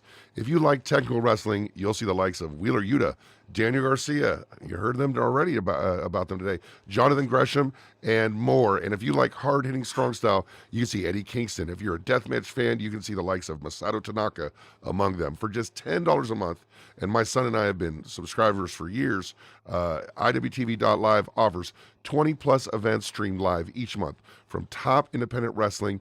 And just this past week, they had 10 live events. That's $1 an event. No better value in wrestling streaming today. Also on IWTV.live subscriber, you have immediate access to our extensive library of over 13,000 hours. Wow, that's a lot. Of video on-demand content from over 300 independent wrestling promotions from around the world, including Beyond Wrestling, Prestige Wrestling, Absolute Intense Wrestling, and H2O. You can watch IWTV.live anytime, anywhere on Roku, Apple TV, and Amazon Fire TV Stick, including mobile apps for Apple and Android devices. No long-term contracts required. Go to IWTV.live and subscribe today for just $10 a month. Mr. Regal, yes. One of the things that I think excited people about NXT was, Triple H kind of got it as far as what excited fans who weren't WWE fans, because he took a picture that just set the independent wrestling world on fire, which was a picture of him, Kevin Steen, Prince Devitt, And the person who made his debut on this particular NXT Takeover, KENTA. KENTA, is one of these people that may not always have the best things to say or memories of developmental, but he really was someone when he debuted, that was a big deal. It was huge. Like KENTA was a big star, and coming out as Hideo Itami, the place went crazy, and everybody was excited to see what this young man could do in the confines of the WWE. Yes, I thought it was excellent, and it was a huge influence to a lot of the wrestlers of his time period. Daniel Bryan and CM Punk and all those guys, and there's a huge influence, and I'm sure it was. Again, everybody has a different story. It's not my story to tell. I do know that if you're having to carry the weight of a company on your shoulders, which he was in Japan, what I can say is we've talked a bit about, and this is I get on great with KENTA, but you got to know what you're getting into. He asked to come to WWE and NXT, and so whatever he did, he came to America, and whether he liked it or not, sometimes be careful what you wish for. Yeah. Right. So, and that's another thing that people need to understand. It's not, and not everybody's going to be a great fit everywhere, right? No, it's not always going to be a great fit. And it's not always somebody's fault either. But I will say this, I'm going to very much defend WWE here. He was injured a lot, and he got the best care he could get, and he got looked after, and he got paid. So, that's a big deal. That's a big deal in the wrestling world. Again, I'm looking at it as a pro. No, who knows, is not full of nonsense and not full of my own. To get paid when you're injured everybody should take that as a bonus, because it didn't used to be like that. Right? So if you come from a time when it's always been like that, you don't realize that you're fortunate when that's happening. And so it's not something that you consider. I do. Or when there's bad things and COVID happened and you're still getting paid and whatever, be thankful that you ended up getting paid through that, because there were people all over the world not getting paid, and still people that's not come out of that right financially, right? It's whatever it may be. It's time there. I enjoyed being around him. He'll have a different tale.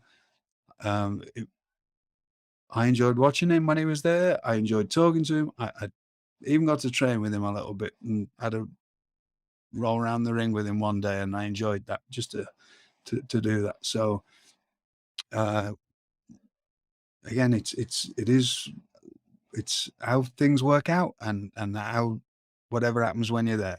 Yeah, so and we'll talk a little bit more about him time when we talk about NXT San Jose. We'll definitely talk about him for sure. But running a little bit low on time, winding down the show. Right.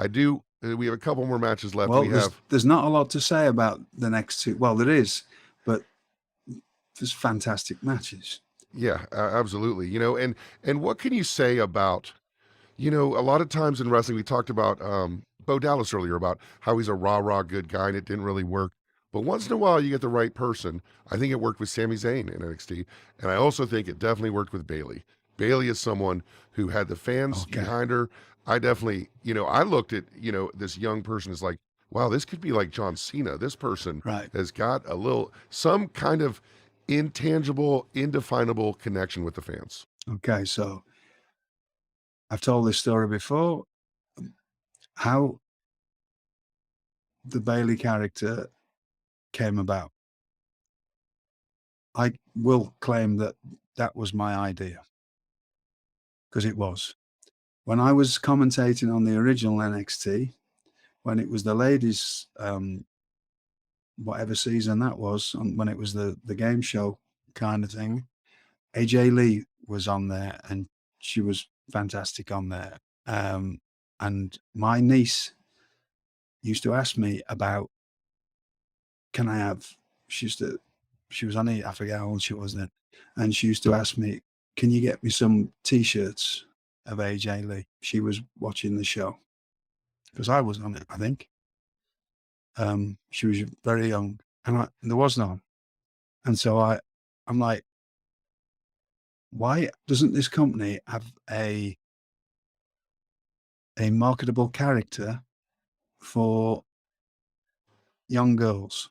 We've got everything for teenage girls and for older ladies, but nothing for little girls. And you talked about before getting influenced by real world stuff, and this is a real world event that made you think creatively about wrestling. You're like, this is someone who wants a T-shirt. Why aren't there more people that young ladies want T-shirts from? Because we have Rey Mysterio, who is the person that sold the most children's stuff, or somebody like, and somebody who they not only, there's obviously John Cena, but there's also another thing of people who can, when you can relate to somebody, and AJ related to my niece, and then AJ got on the main roster and had was a villain and did an incredible job of it, and I was going very well with her. Very underrated performer. Yes, she did an excellent job. Yeah. But that was in my mind from then onwards. And then NXT was when, I was scouting and whatever. And the first actual tryout we did outside of FCW was in California. And Canyon Seaman had organized this. And I remember Tim Thatcher was on there as well. And I had a talk to Tim that day about, because he used to do somewhat of a copy of me. And I said, they've already got me. You need to find you. The best you, right. And, because he was, and I really liked him. And I said, look, the best advice I can give you is just go out and find you. And he found him. And, his career's worked out for him. It's everybody. You go, well, we did. I know him. And he's a happy cat, right? Right. At the moment, he's doing well, and he likes being where he is, and he's fantastic, right? But Pam, who later became Bayley, was on that tryout, and as soon as within the first few hours of that, from the rest of the time I was there, I'm looking, going, not only is she good at what she does, she's the perfect person for that role. I don't know. I didn't have a name. It wasn't. I don't know what this is. And so I said, I don't. And so we hired her. And then the rest of it is all down to Bayley, and I know Dusty Rhodes. She'll have her own story on and how she got there. But I used to keep saying, this is what I just have this vision that we need a character for little girls to be able to get behind, because it wasn't there wasn't a character for that. Well, I would say your idea worked, sir. I mean, you had Izzy dressing up like her. You had a lot of people who, and everybody, NXT San Jose. Everybody. It wasn't just a little. This was everybody. We all liked Bayley. Everybody, and she played that part to perfection. And whatever it was, I have no more, because there's a lot of time. I was only down in NXT. A lot of people think I was a trainer. I was only down there when we were doing TVs, unless there was certain times, because I was off doing. I was still, I think at that time, I was still going to the main roster shows every week, looking with the extras. Eventually, they got so much to do, I couldn't do that anymore. So I focused on traveling, and then it was traveling the world looking for things, because I was. Because of all these things in case of this, in case of that, I had to go scouting everywhere. I was doing all, but TV, whenever we did the TVs, once every 3 weeks or once every month, I was down at NXT. And so I would just pop in, I'd be there, and I'd be, in the building, but then I've got everybody talking. I've got to talk to everybody. But I'm just checking, are you okay? And I see sometimes, and I won't say it, but there were certain things I had to put right with people that I'd brought there, that I liked a lot. And how you getting on? I'm not getting on so well. Okay, let me go and see if I can take care of that and bring you two together and sort this out. And a lot of the things I've talked about, putting fires out, I never really had that with Bayley. I just kept saying to her, occasionally say to her, are you still keeping in your head about this character to be for this character that attracts that is for young girls? And she said, yeah. And then so she'll have a story about how she created that. And I know Dusty was there, so they'll have their own story. But that was definitely an idea that AJ Lee started because of my niece, and I saw Pam. And watching this match, what an incredible, right. Let me again, I apologize, I got to look at my notes, but I've just put excellent pins, intensity, character, believing in what they're doing. So this is another thing, so early on in their careers to be so good.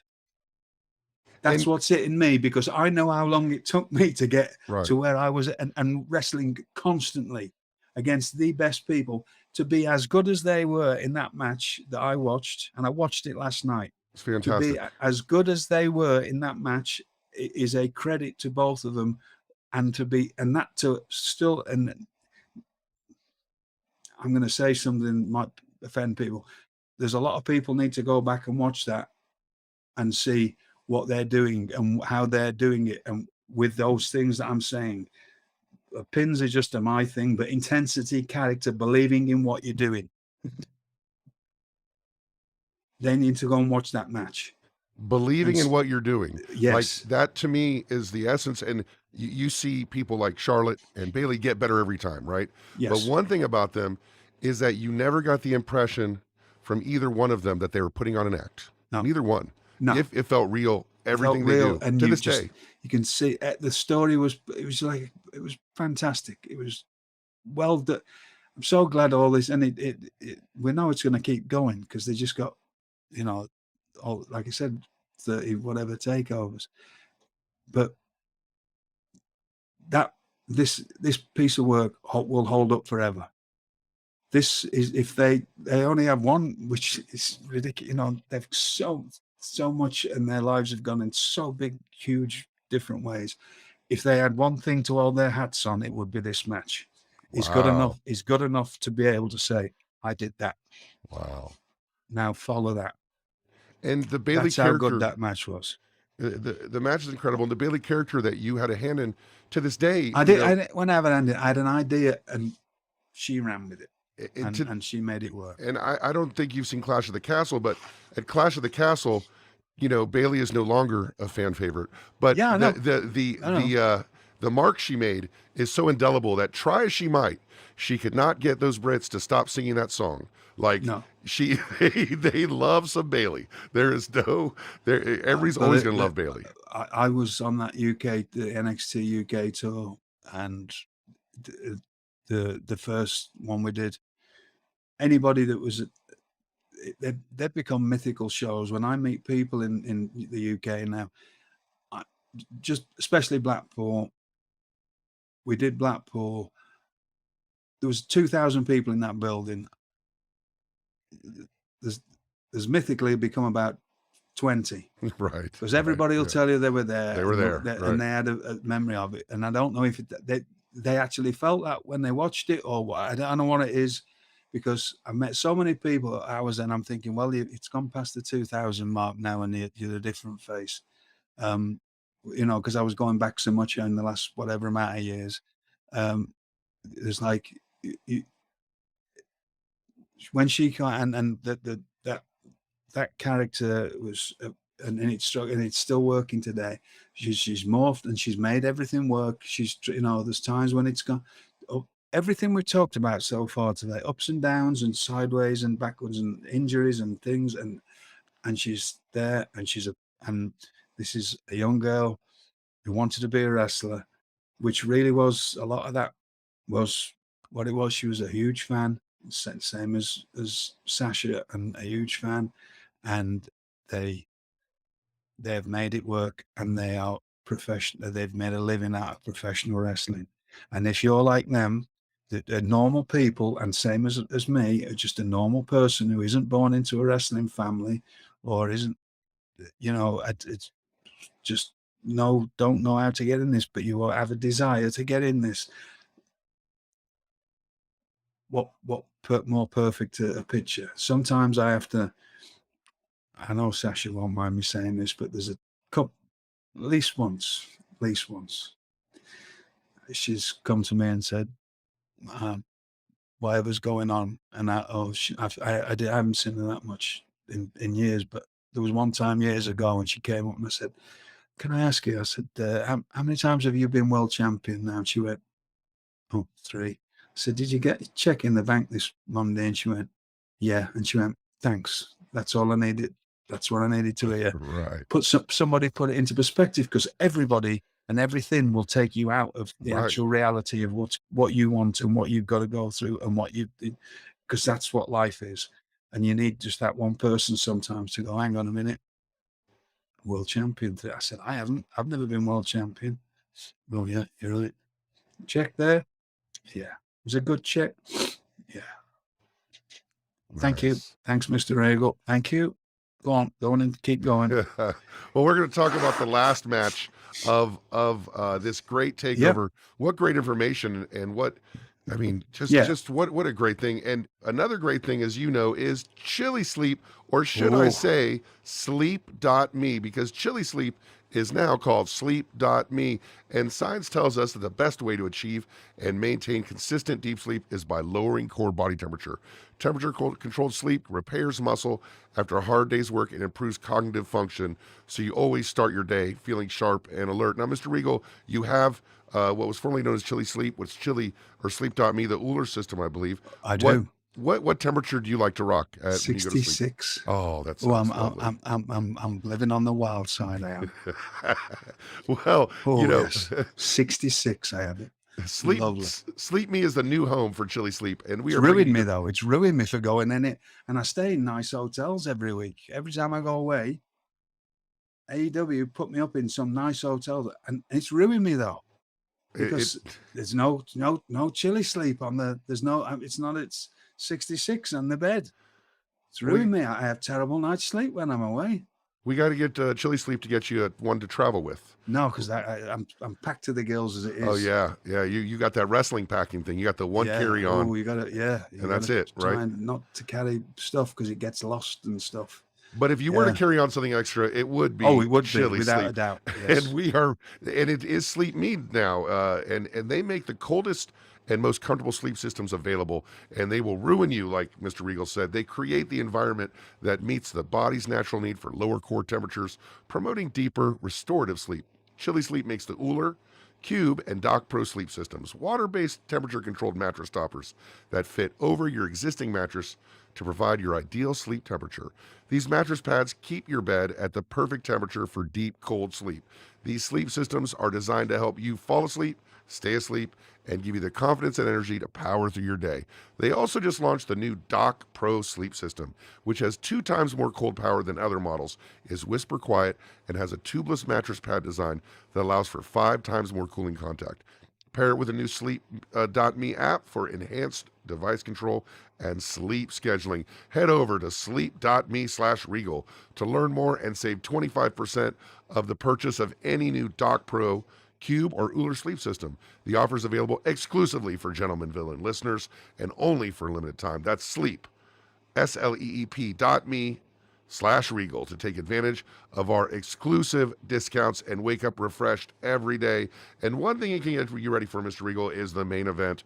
And you said you didn't wrestle that many main events, but we have quite a main event here, which is a 4-way. Again, if you're looking for this on Peacock, don't look for TakeOver 2. You'll be lost forever. Just look for NXT 4-way, and you'll see it. And the reason it's called that is because it's a 4-way match between who I think, and everybody's catching up to now, by the way, the great Sami Zayn, Tyler Breeze, Tyson Kidd, and of course, you know him as Pac, Adrian Neville.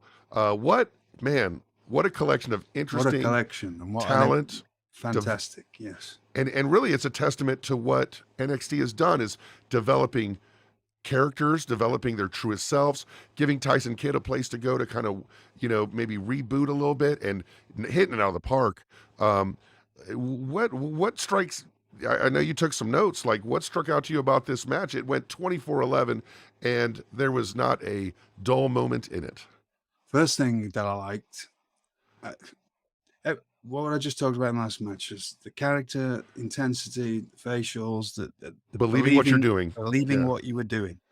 They all come out looking like they were there to beat somebody, and it continued throughout the entire match. The title seems important. It seems it like means, it means, which it is. It means everything to you. And there wasn't a lot of talk of there wasn't a lot of talk of like how to get promoted or they want to get out of NXT. NXT was treated like its own unit, and this title was really what you were there for. Right. So you got 4 people that were already experienced, came into NXT, and so let's get that out of the way, because there's always going to be people, oh, well, they were already wrestlers, yes.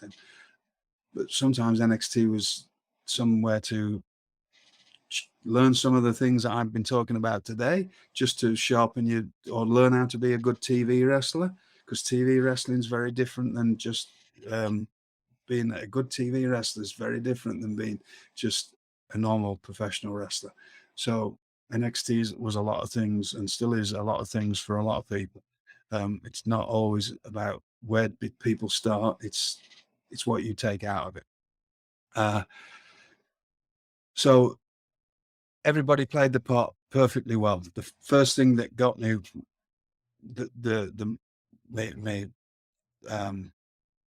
my can I say juices flowing? Yes, I can, can't I? You can say that. It can mean several things. It can mean several things. I can get away with was Neville's or Pac's ring music, because it just got me back up on my Prodigy days. So that, as a musician, and I don't know if you know, I've done some wrestling themes. I did FTR's first theme. I did Deonna Purrazzo's theme. Right. As a wrestling theme fan, that era of CFO's music for NXT people is the best music. I put it above Jim Johnston.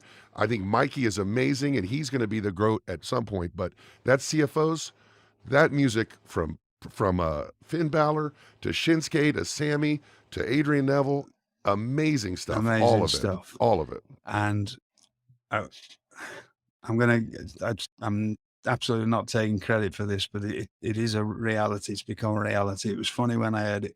There's a very famous British comedian called Peter Kay, and he does a bit about when, like turn that music down, put some of the old stuff on, as every generation does. So back in my day, we said, imagine when and I'm 54 now, and turn that rubbish off. Put some proper music on. Put the Prodigy on. Smack your bitch up. It's your mum's favourite. Come on.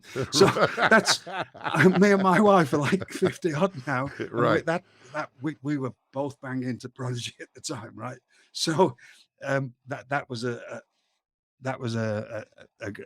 just and he just matched everything about this was just great.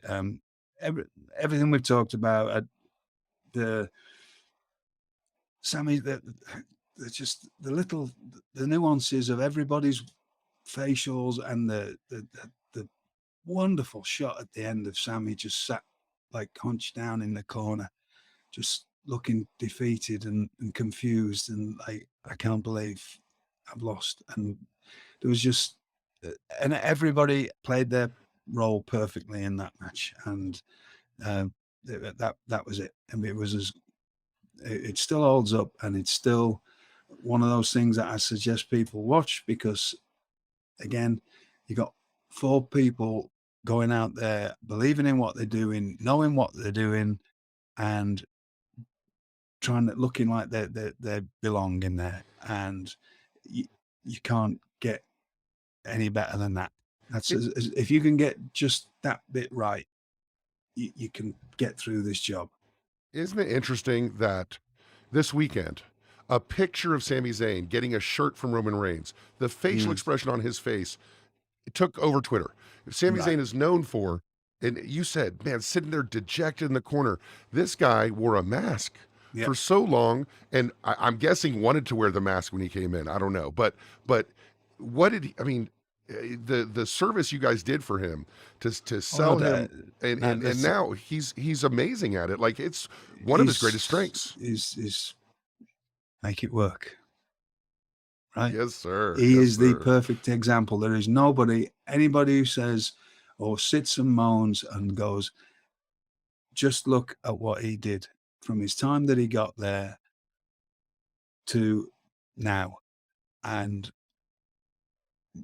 everything that people say, oh well, WWE want this, or or whatever it may be, Sami Zayn is the perfect example that if you just go out there and give it all you've got and make it work, there's a chance you've got of making it. And people will say these silly things. They're not silly because they're their reality. But yeah, but there was a time when he wasn't. So there was a time when he wasn't. He's been employed by the WWE for a long time. Yes, He's sir. made a lot of money. And he was a fellow that had traveled all over the world and probably never thought he would get in, or I don't know if he did or not, but he's proved everybody, it's a Daniel Bryan thing as well, like, oh, he's this or he's that.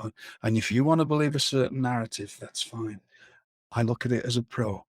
They came in and they made it work, and they're still making it work, and they've made a hell of a career out of it. And you never know, like right and they now, got a hell of a career before they ever came to WWE, or now in Brian's case being in AEW, and anybody who's on the roster in AEW that's made it in other places, doesn't matter where you've made it. When you got to look at these people and go, good for them, anybody, because if you can last in this job, that's the real reality of being a pro, is to have a career in this job. Strip away all the other stuff is just extra nonsense. If you can make a living out of being a pro, that is the goal that you should be trying to think about.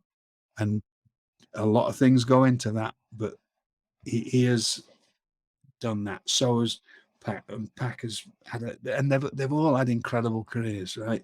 There's unfortunately, like Tyson, TJ got injured, but he's still made a career. Right. He still made a career as a producer and a lot of other things that he's doing. And an incredibly smart person and knows what he's doing with this job. And Tyler Breeze is just, as far as I know, is just taking a break for a while. I'm sure he'll be back doing something soon and just having a break. I wanted to ask you, giving his body a rest, I would imagine. Before we sign off, this has been maybe my favorite episode of this show so far. I love the in-depth analysis. I want to talk a little bit about Tyler Breeze.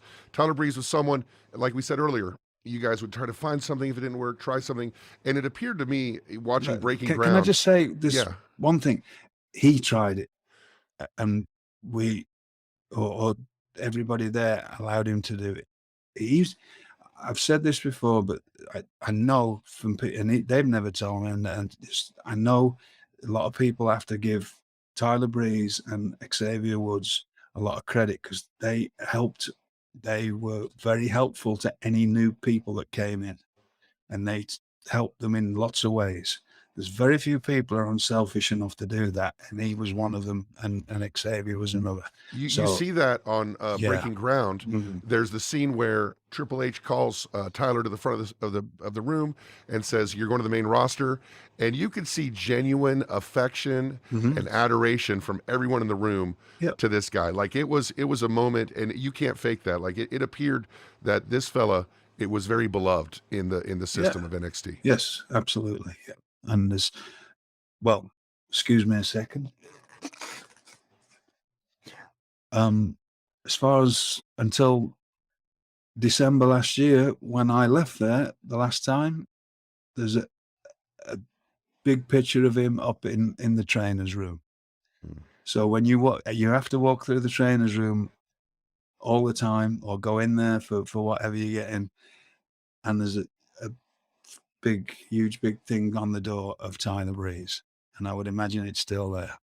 And you talk a lot about taking real world stuff and making it into your character. Yeah, and Zoolander, this movie of Ben Stiller is this over the top model, and like on paper, I don't know. But as soon as you saw it, I think Tyler was one of the ones who got a "This is awesome" chant on his entrance the first time. Like I people really loved that character loved it. when he first Yeah. started. Yeah. And smart with the selfie thing, and then the whole, and we had some great backstage things with me and him where it just like he was, and it became another sort of a sidekick for me kind of thing. It just, there was little bits where he'd just be there and be in my office and I could just react to him and just like breeze, you know. And then so there's a running gag through the show of that for many episodes. And so somebody else highly rate and highly think a lot of, good lad. Well, it's a fascinating time because we see some people we don't see a lot anymore, but a lot of Nope. people, some of the biggest stars in wrestling history are wrestling dark matches. Okay. People are at different levels of their career. And what you're talking about, making a profession of wrestling, this takeover too, you see so many pivotal figures in wrestling at a point in time just frozen there. And it's an amazing thing to watch. The matches are great. Watch it if you haven't watched it. Any closing thoughts on this show, Mr. Regal? Yes. Anybody who we've mentioned today, this is really going to sound a really old corny thing, but there's an old expression: better a lion for a day than a lamb for a lifetime. If you were on that show, you've left your mark. If it's just that one moment in your life, you've left something that most people never get. You've left a mark, because that's out there now for the rest of time, and there will be people be watching that for as long as, you know, the people are going to go back and study that and see you or watch the show, and you're out there, you're out in the world and your moment in time. If it was just that one night, you've left a mark in this world. That is beautiful. Better a lion a day than a lamb for a lifetime. This show is full of lions having that day. And we want to thank everybody who works on the show: Dominic, Wesley, Steve Kaufman. Thanks, fellas. Everybody who's involved. Derek with the research, of course, Dave Green and Conrad. And we will see you next week on Gentleman Villain with Lord William Regal. Thank you.